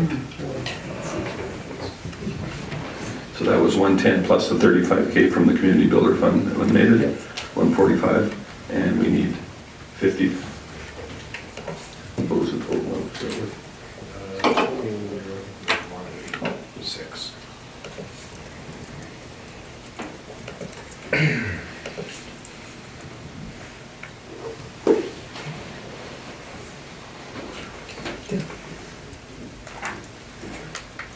I guess that was where the discrepancy was at. I don't know that the complete portion of that position was included in those numbers. So is the 54,000 correct, or is it 41,000? 41,000. Okay, very good. That would be the differential in my chicken scratch too. Very good. Thank you, Manager Reyes. So we have an additional $41,000 that we need to either source regardless. Are we considering that as a addition to tax increase, or reconsider some of the existing numbers that we have? Do we have the implications for that $41,000 for the tax rate then? So a third of a point or 0.3? That would bring us to about 1.2%. So a third of a point up from the 0.9, is that where we want to be? Is there some additional adjustments to some of these numbers that we would care to consider at this time? Councillor Connick? Thank you, Mayor Christie. Category C, you had mentioned that administration identified up to $86,500 in wage and benefit costs that can be saved. You said that part of that was the asset management coordinator.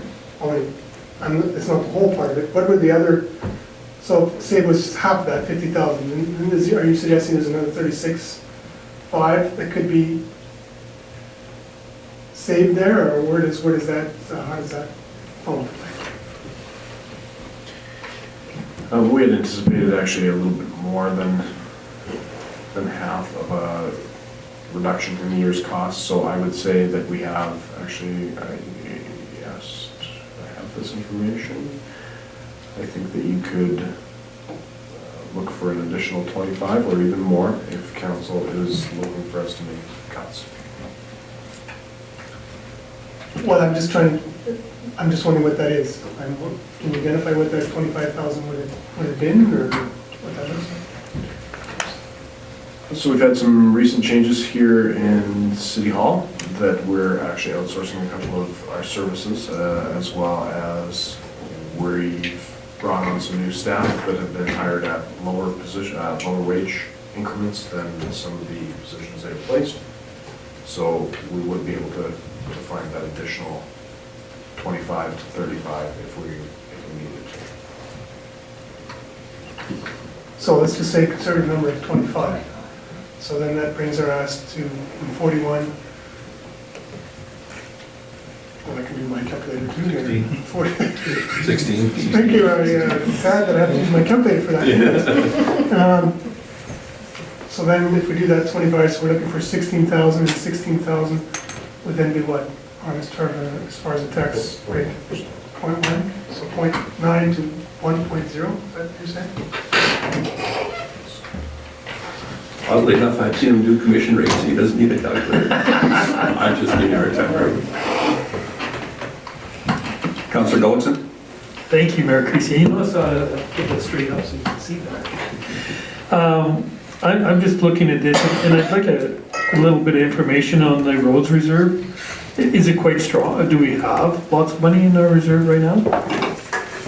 So the reserve contributions aren't an arbitrary just contribution. They are set on the expected expenditures from those reserves over the coming 10 years.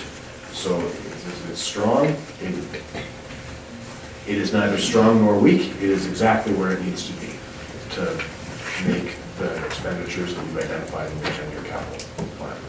Okay, so it's like we're saving towards those goals already.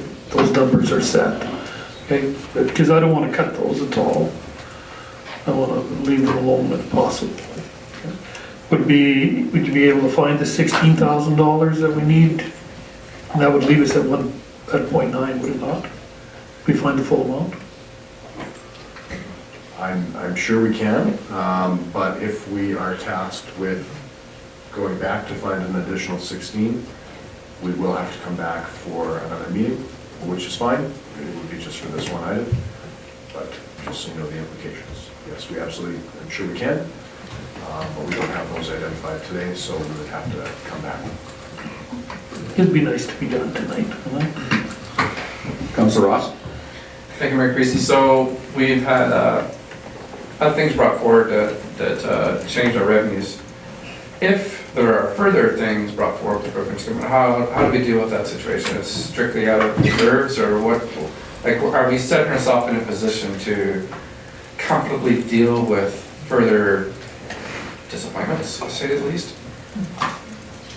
Given that we're struggling to find $16,000, I would say we're not. Well, no, I mean, we're sitting. in a position for much of anything. Oh, no, but seriously, we're sitting here nickel and diming for the last months on end, and it's kind of like it's almost getting embarrassing sometimes, like, don't do this in this building, but do replace the carpet, or do this, do that. Like, really, kind of like it's kind of like you feel like, let's keep it simple without going back and coming back again. It's kind of, it's getting frustrating, so. I don't think you're alone in that regard. Councillor Jacobson? Sure, just wanted some more clarification on this $25,000 that you can find from HR essentially. I'm a little concerned about the flippancy of how easy that seems. Is that going to leave you with any lubrication to operate effectively, or are you going to be, is it going to be pretty creaky to do that?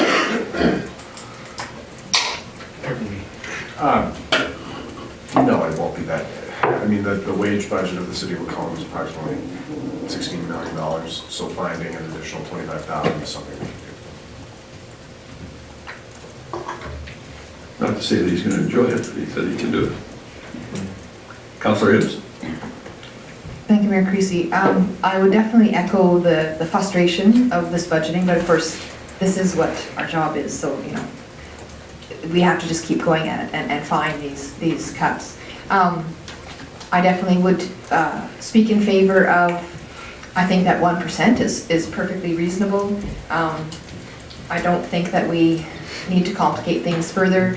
I do want to really reiterate the point that we end up revisiting this again, I know you're so excited, in the spring, because you have like your spring adjustments.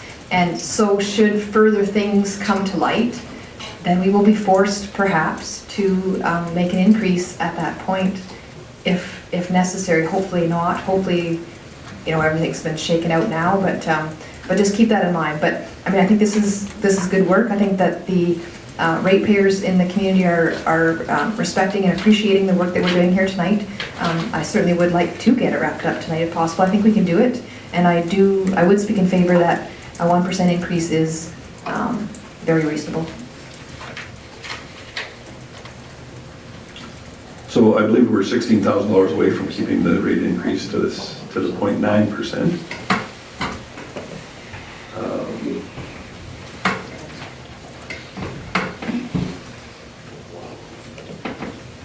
I mean, even at 13,500, we're still under 1%.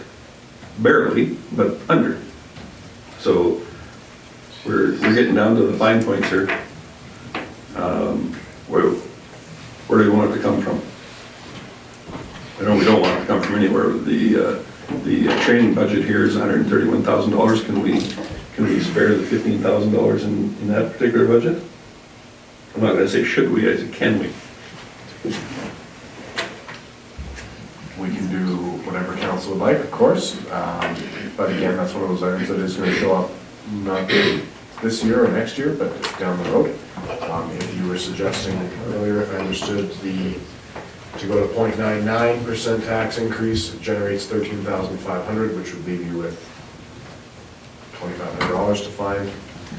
I'm sure we can find that quite easily, but to answer your original question, yes, I'm sure we could, if that's council's direction. But we have to find it now in order to satisfy the requirements for this evening. We're not going to do a special meeting for $2,500. I don't expect. Sorry, Councilor Jacobson. We're discussing the semantics of increasing by 0.09 as opposed to 0.1. Pick one. Pick one, either or. So, I mean, so we're talking about going 0.99 and finding $2,500, or going to 0.1, like 1.0 and being okay? Am I understanding this conversation? Yeah. Yes. Why don't we just go to 1.0 and be done with it? Exactly. It's fine. We still have to identify where the funds are coming from. Well, it's a tax increase, right? For that portion of it is, yes. Well, everything else is covered up. We're at $16,000 though. Even if it's 1.1, just We're at $16,000 though. Okay, so I'm sorry, I misunderstood. It was my understanding that a 1% increase would cover off everything. Almost. So a 1% tax increase would leave about $900, which I would suggest reducing the staff training by $1,000, and that gets you get to it. Thank you. That's what we're after. That wasn't so hard, was it?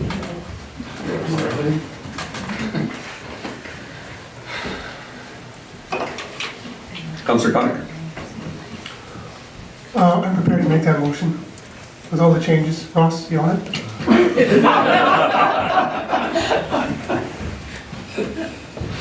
Can you repeat that back for us, please, Paul? Councilor Connick asked to make the motion with all the changes.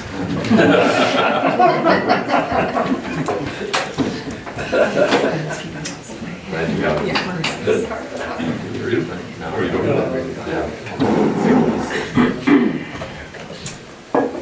So we do have to have some wording for the record. Chief Gowdy? So the changes include an additional $131,000 in transfer to Department 21 for operating expenses, an additional $55,000 in, I believe it's Department 71 for social planning. 51, I'm sorry. Reduction in the wages and benefits in Department 15 of $110,000. A reduction in the wages and benefits in Department 23 of $10,000. A reduction in the wages and benefits in Department 72 of $10,000. A reduction in the wages and benefits of Department 13 of $15,000. A reduction of $35,000 for the Community Builder Fund. An increase in the revenue through an increase of 0.1% of the tax, average tax increase, and a reduction of $1,000 in the 2020 training budget across the entire organization, and that will be made in Department 12.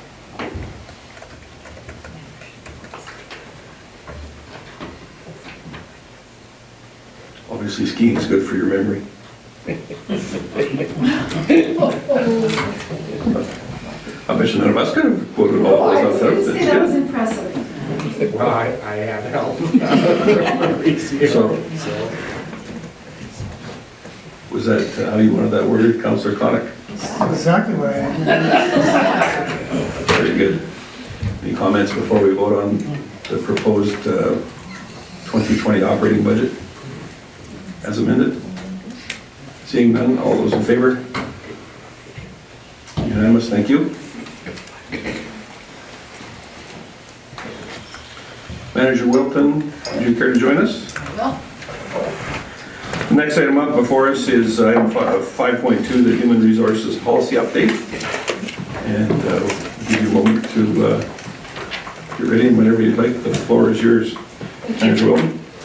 Mayor Creasy, members of council, before you tonight is an amended policy on our attendance and leave for your consideration. The report addresses the primary changes to the policy. One is changing the title of our volunteer firefighters to paid on call, which better reflects the role. The second change is to recognize the diversity of family structures and the changes to those family structures. So instead of having a specific list, we've genericized who bereavement leave will apply to and built in some discretion on the part of the directors. Another two changes are the vacation bye week, and that's really just formalizing our current practice. And number 5 is the statutory general holiday pay compensation, and those changes were made in accordance with the recent changes to the Employment Standards Code. So our recommendation tonight is to approve the amended policy and rescind the existing policy.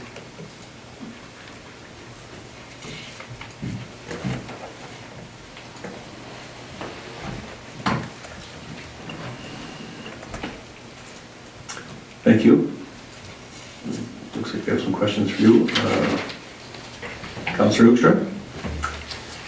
Thanks, Mayor Creasy. I don't have a question. I just would like to move that council approve the attendance and leave policy effective December 9th, 2019. Thank you.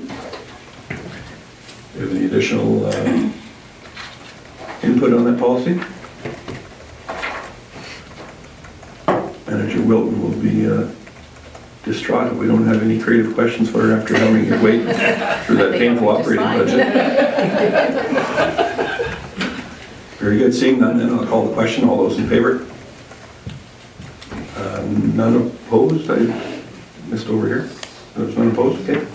Unanimous. Thank you. Thank you, Manager Wilton. To rescind. Councillor Hoekstra? Thanks, Mayor Creasy. Before I make my motion, I did want to ask if that was a real word. What did you say? Genericize? Yeah. I think it is. Well, it's a real word in my world. Okay. Just to have a creative question, there went out. That was the only thing that stumped me on all of that. But anyhow, I will now move that council rescind the existing attendance and leave policy 14/125.01 2017 effective December 9th, 2019. Thank you. No further comments? All those in favor? Unanimous, thank you. Director Juk, perhaps you could use that word to start a new exercise program at the pool. Genericize. I'm writing it down. Benefit everyone equally.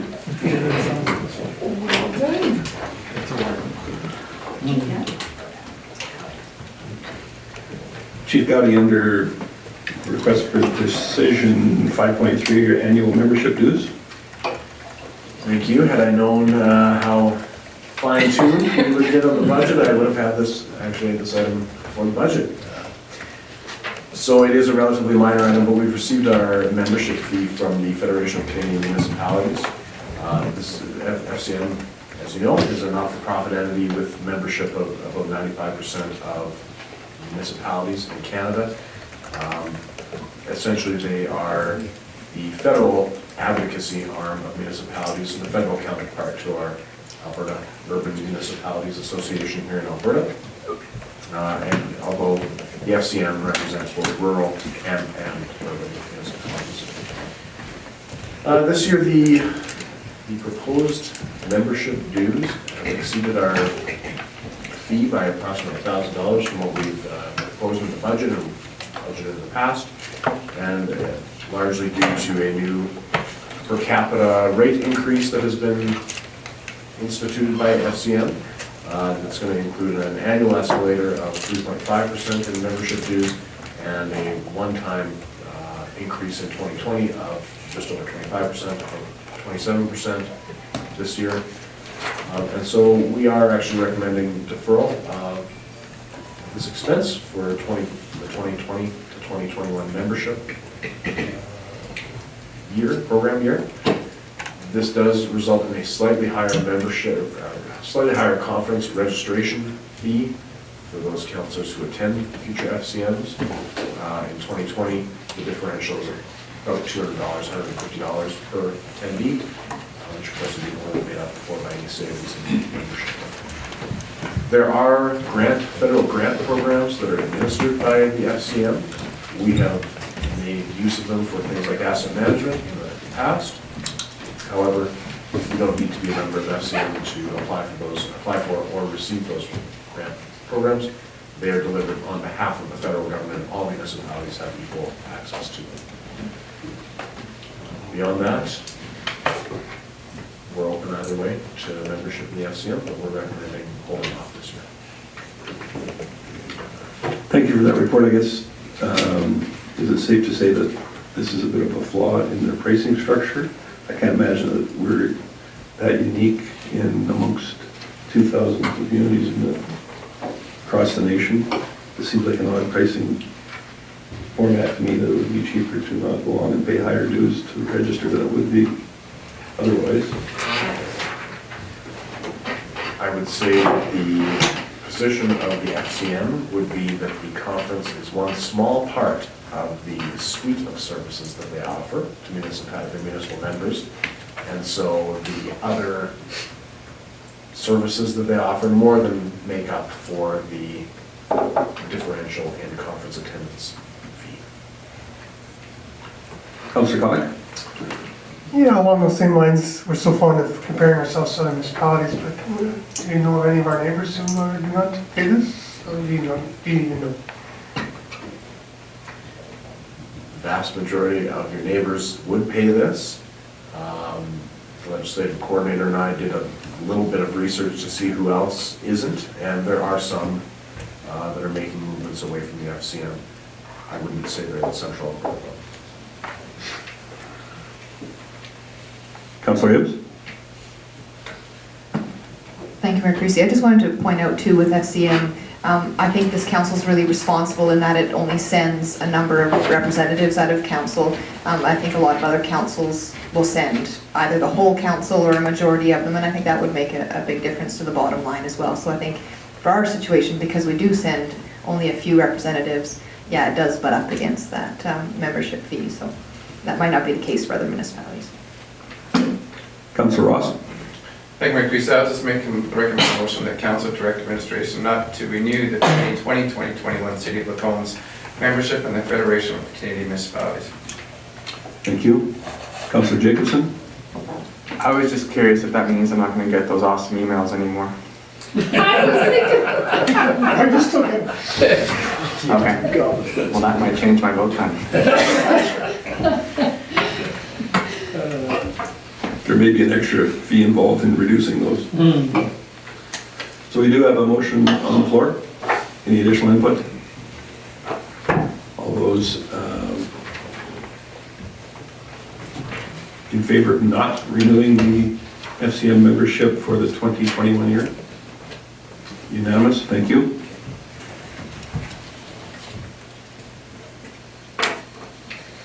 And next up is Bylaw 400.24, Land Use Bylaw proposed for first reading. Director Thompson. Thank you, Mayor Creasy. As the Mayor said, Bylaw 100.24 is a land use bylaw amendment. It includes a number of proposed changes across the bylaw in order to achieve council's strategic objective to review the land use bylaw with respect to redevelopment.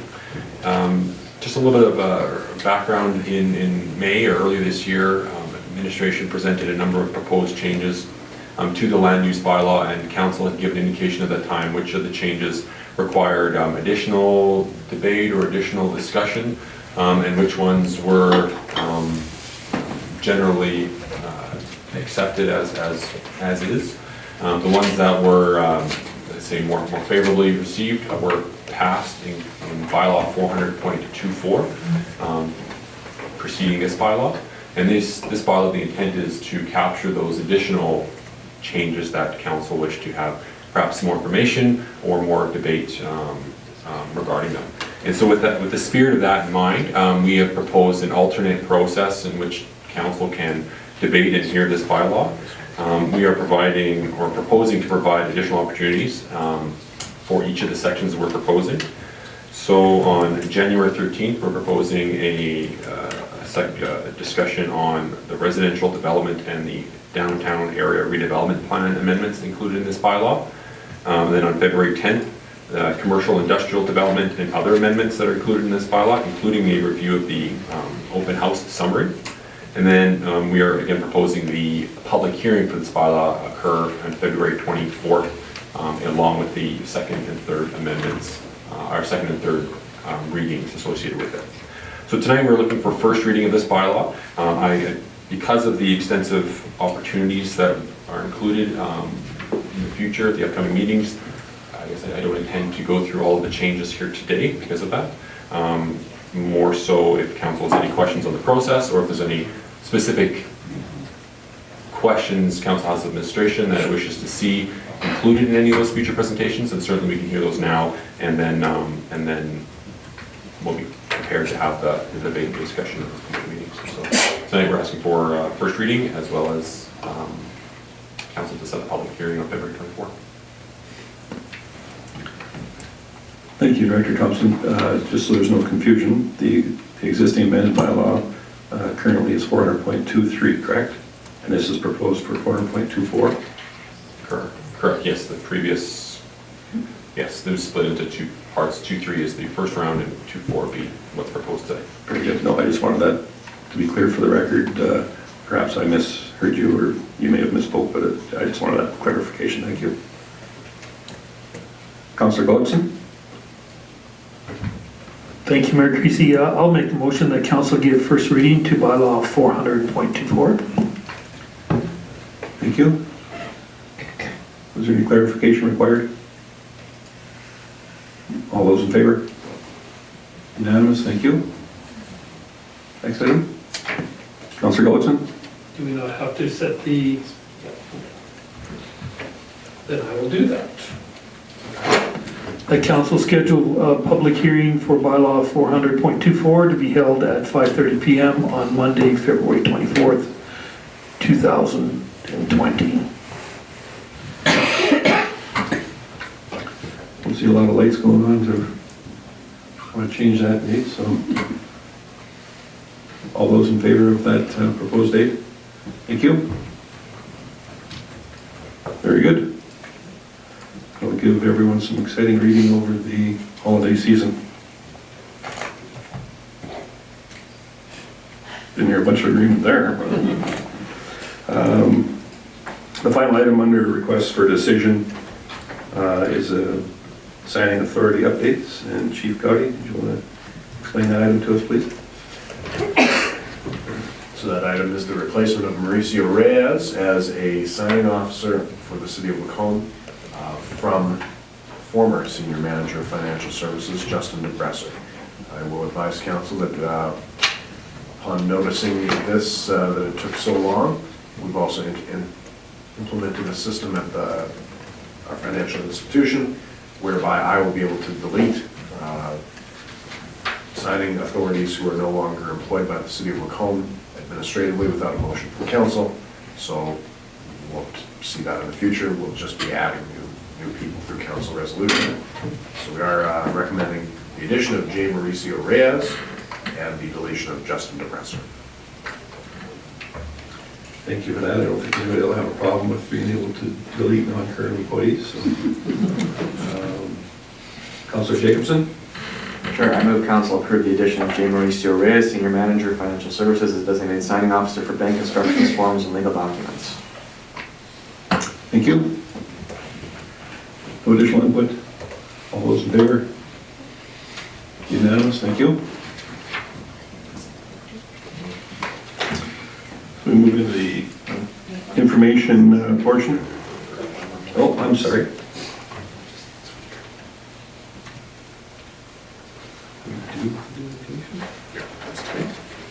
My mistake. Councillor Jacobson. Sure, and I'll move that council approve the deletion of Justin DeBresser, previous Senior Manager, Financial Services, as the signing authority. Very good. My apologies for that. So it's future inactive employees that you're able to deal with, not this current one, and that is made moving forward. Very good. Sorry for my misunderstanding. Everybody's clear on this item? All those in favor? Unanimous, thank you. So into part 6 of our agenda, information. Chief Gotti, would you care to start with your administrative report? Administratively, our biggest thing in the last couple of weeks was the changes to the operating budget, which we've discussed here this evening. We also did some new process with Statistics Canada, which was the Infrastructure and Asset Management Survey. This was a newly legislated survey that we had to participate in for the City of Lacombe, as well as both commissions that we manage. The city has completed its internal Certificate of Recognition Health and Safety audit, and we're pleased to participate in the heritage designation of the Fraser McDonald Building. Beyond that, the Light Up the Night Festival, of course, occurred and was a huge success, appreciated by the community, and so we'll look forward to another year in 2020. Thank you. Councillor Connick. Thank you, Mayor Christie. Could you just elaborate at looking at the impact of water line extension to existing customers? What are you talking about there? Can you just... The North Red Deer River Water Services Commission is considering an extension, has been asked to consider an extension by the provincial government to the First Nations that lie to the north of Anoka. Currently, they are looking at the feasibility of that and what that would do to the rate structure for existing vendors. One of the challenges there being it's the extension of a fairly expensive line, for actually very little water use. That's it. It's foreseen at the north end. And so, of course, that actually makes the overall metrics or overall financial viability of the project lower than it is today. So it would actually cost current members more to bring on this long line with so few customers from a depreciation standpoint. So that's certainly one of the challenges that Director Thompson and I have been talking about. I think we actually came up with a bit of a plan, but it's certainly a hurdle that has to be worked through.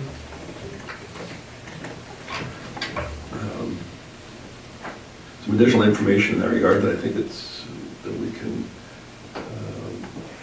divulge is that there are 4 independent cremations on that area that Chief Gotti was talking to, and the provincial government has committed to water delivery to one of them thus far, and that's what prompted this process. And I think that, I guess background-wise, it's important to know that the existing water line, as serves points north of Red Deer, including a portion of City of Red Deer lands, or Red Deer County lands, Black Falls, Lacombe, and Pinoco, was sized accordingly for the increased volume that it would take to service those 4 nations. We had lengthy discussions this morning, commission meetings, some of which are in camera, but that's where we're at right now. as appropriate, we will keep you updated as the information becomes public, if at all.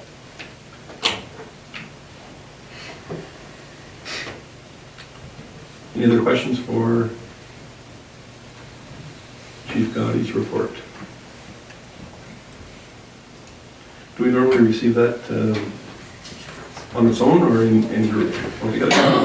So it comes from Mailbox. I'm going to go through these. If there's any questions as we go through, please just turn your light on. The Battle River Group Lieutenant Government Awards, thank you there. Anything on that, Director Juke?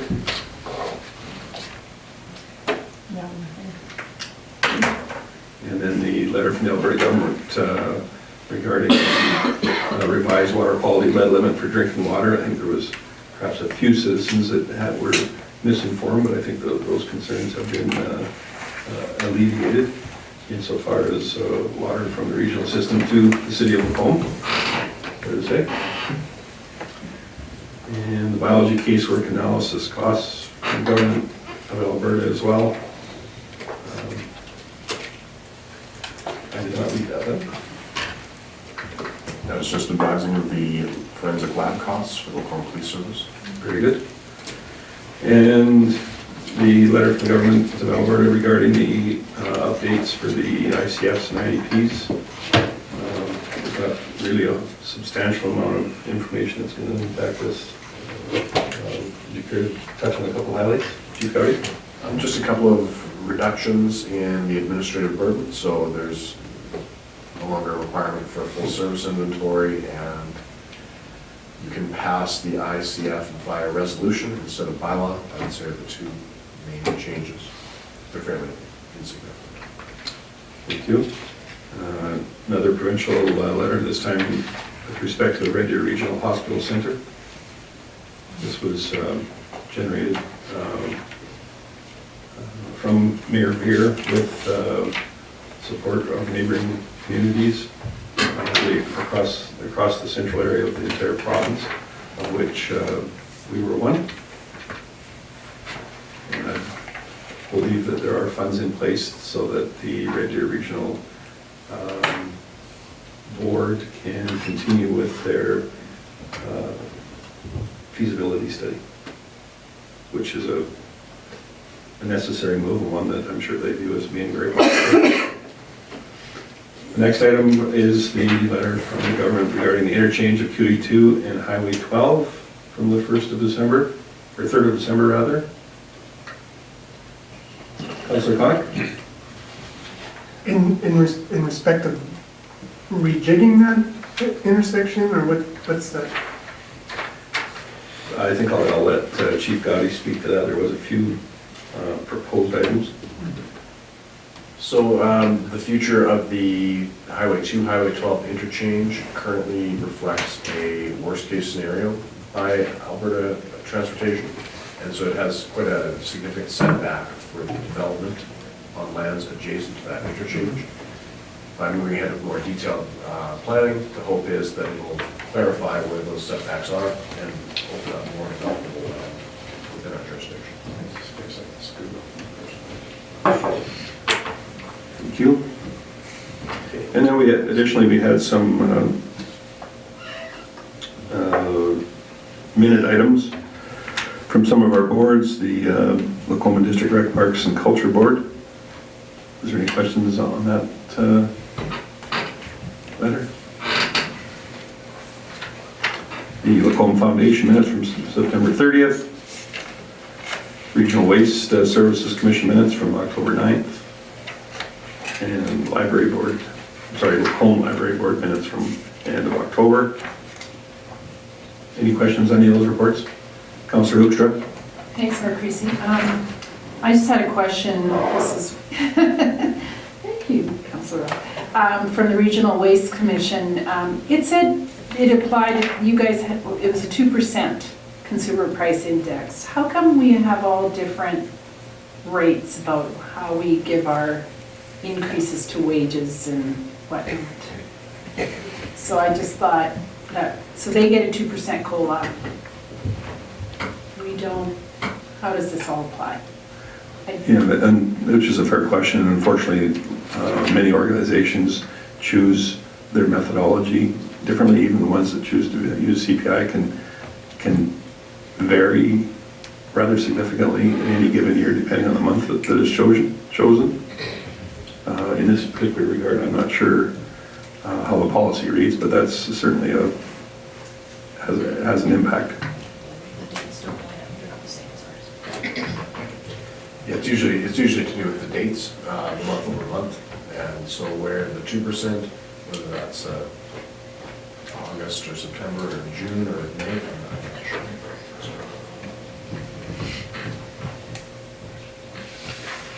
Satisfied with that explanation? Sure. And who has written reports they would care to go through? Talk to the holiday kid there. Councillor Gullison, go ahead. Thank you very much, Mayor Creasy. Yeah, I have my report. On November 6th, we had a municipal planning commission, had 4 items on the agenda, including home-based bakery, which was interesting, and home occupation massage, detached dwelling, and a secondary suite, also a fence height variance. And then on November 20th, another municipal planning commission meeting, and we subdivided industrial lot into 2. I attended the Remembrance Day ceremony, and I thought it was great. Light Up the Night parade. November 12th had a set-up meeting for the parade itself. November 20th participated in the parade and assisted with marshalling, which I really enjoyed, and I thought the parade was outstanding. On the 24th, Lacombe Days meeting discussed new regulations and possible changes to our website and sponsorship letters. Library board meeting on the 26th and focused on fundraising was our main concern. And then Light Up the Night sponsorship lunch on the 28th, which was very nice. And did a thank you video with Gary Moe regarding his sponsorship of the Gary Moe Auto Group Sports Complex. And I believe the fact that I was deputy mayor and got to do that instead of Grant was an improvement, so it was kind of fun. I'm sure it was, thank you. Councillor Ross. Thank you, Mayor Creasy. FCSS, the ongoing budget discussions due to the provincial government budget and program changes. The EIA Edmonton International Airport Tour was an informative tour, and it's got the numbers that and information towards the polar routes that pertaining to their cargo was an eye-opener. Rotary Christmas Festival, volunteer with Rotary Club for the annual festival. Lacombe Days sponsorship drive and start in January, and reviewing some of the policies. Light Up the Night parade, great turnout. We did have a Light Up the Night parade debriefing. Some concerns with the parade route, the safety, positioning barricades, and probably discussions upon ongoing safety and security because of the congestion in the last 3 blocks and so forth. So we had a good discussion. Also attended the municipal designation of the Fraser McDonald building. And that was about it. Thank you, Councillor Ross. I was just curious, did we ever come up with any kind of a count as to people attending the parade? My apologies, we'd be guessing. I guess I'm comparing it to the companies our routes longer, but I would still guess, we're guessing 4,000 or 5,000, but that's just an estimate. My apologies, that shouldn't be taken per number. So, like, Lacombe Days, we were estimating 10 because we've actually had counters and kind of comparing to the crowd. So, you know, the route's shorter, but the congestion is quite significant the last 3 blocks. So, it would be an estimate, no different than anybody else. Thank you. Councillor Hoekstra? So my report is there. There's been tons going on in the last little while again. Rather than going through a lot of detail, a lot of these events were sponsored by the city, and And I guess I really appreciate that as a counselor, but also as a citizen, that these events are supported by us. So some of the, while we had the road trip, I had the chamber board meeting, just talking about the Passport to Christmas. People really appreciate shopping locally. Enjoyed a great dinner at the lodge last Thursday with a whole bunch of seniors and their families. And then a couple of other events I was at. I went to the interagency on December 2nd in Lacombe and the interagency in Black Falls on December 3rd. That was due to my work, but I've always been told that I have to identify as a city councillor. Is that true? Do we know this? No? Okay, because I've been challenged in public meetings that if I only identify it with my work hat, then they say you must identify as a city councillor. So that's not totally true then. Okay. Not that I'm aware of. I haven't reviewed their terms. Maybe there's some sort of disclosure of memberships in the terms of reference or something, but I've never seen that. I would doubt it.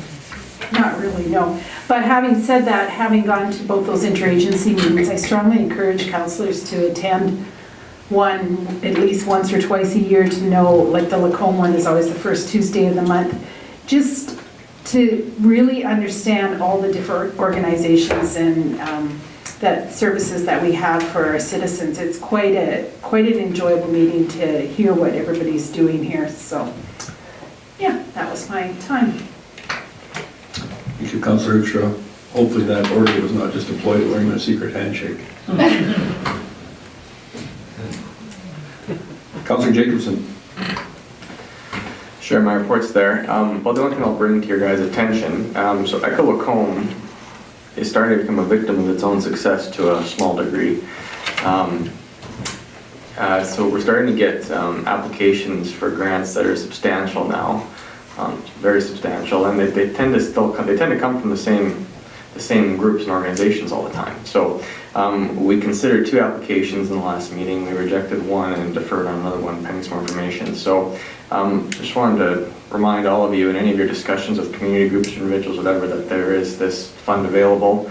It's phenomenal. It's not taxpayer funded. Well, I guess it comes out of your utility, but it's there, and there's lots of liquidity for good projects. So just make people aware of that, because it'd be nice to get some more variety in our applications.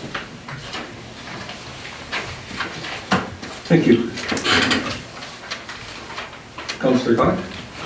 Just further information on the program at the Dublin Gym. Can you just elaborate on that a little bit? Oh yeah, so this is from the rec board. Yeah, so it was a successful program last year. There was they'd applied for a rec grant, and they were doing boxing training for folks who were suffering with it was Alzheimer's or dementia. And so there's a tremendous amount, Parkinson's, yeah. And so there's a tremendous amount of data that shows that the type of training that's done when they do this boxing training substantially helps them with their balance and mobility issues, and they see a tremendous amount of progress. So yeah, it was a real good program that was supported there. Are there any additional report items that we need to go over?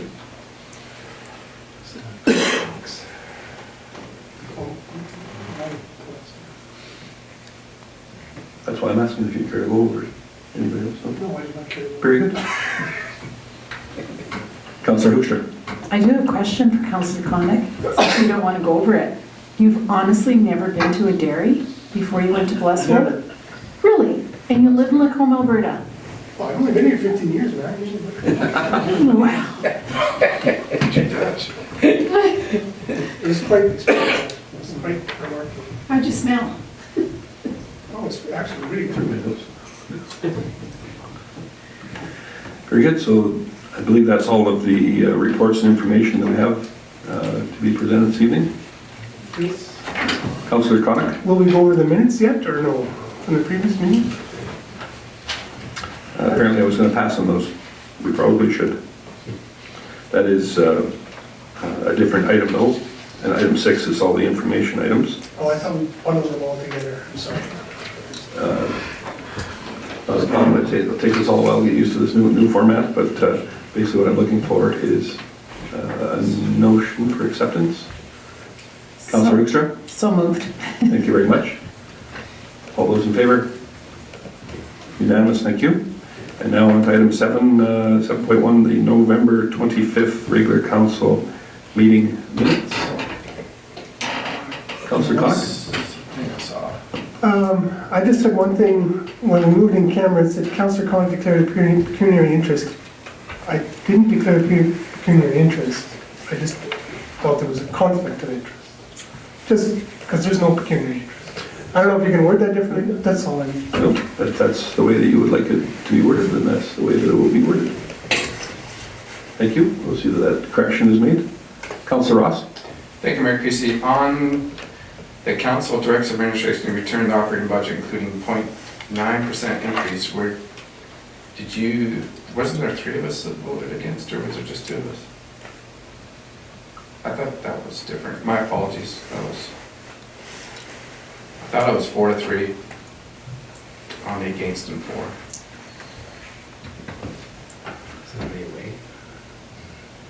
I believe that, I thought that vote was 4-3 if I just recall by memory, but.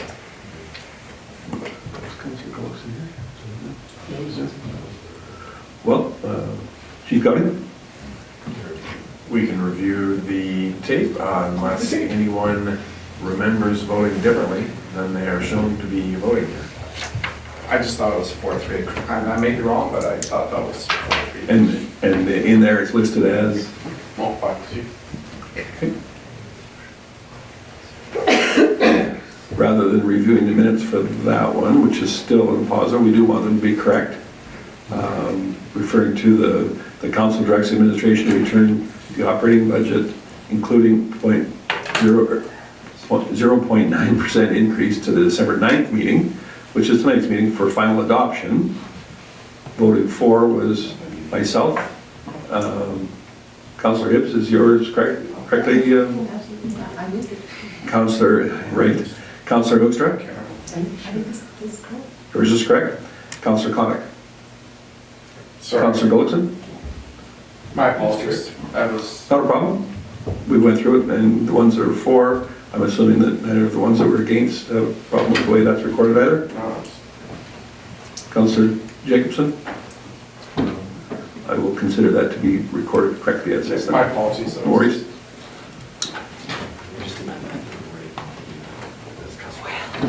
Very good. Was there any other items? So anybody care to move those minutes as amended? Councillor Connick? So, Thank you. All those in favor? Unanimous. Thank you.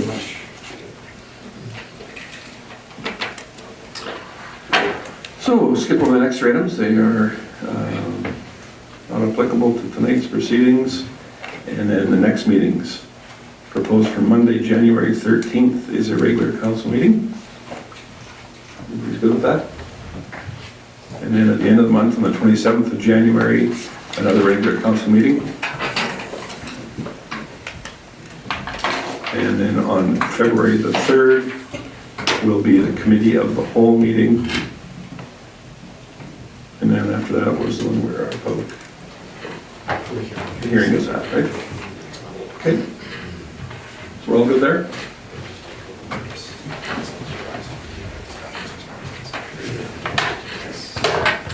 So before we adjourn, a couple of housekeeping items. I believe that some of you have not yet RSVP'd to Denise for the city staff Christmas party. We'd appreciate it if you would all do so, preferably tonight, but if not tomorrow would be fine. And also had some input towards another council event that will now be held on a Friday evening at the same time rather than a Saturday evening.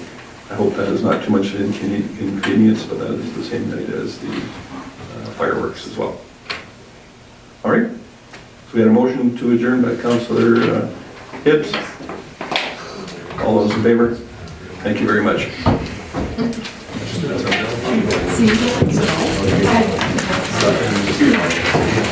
I know, did you notice that I You're in trouble eating mine. Oh my gosh, well, yes.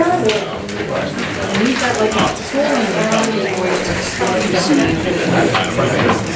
a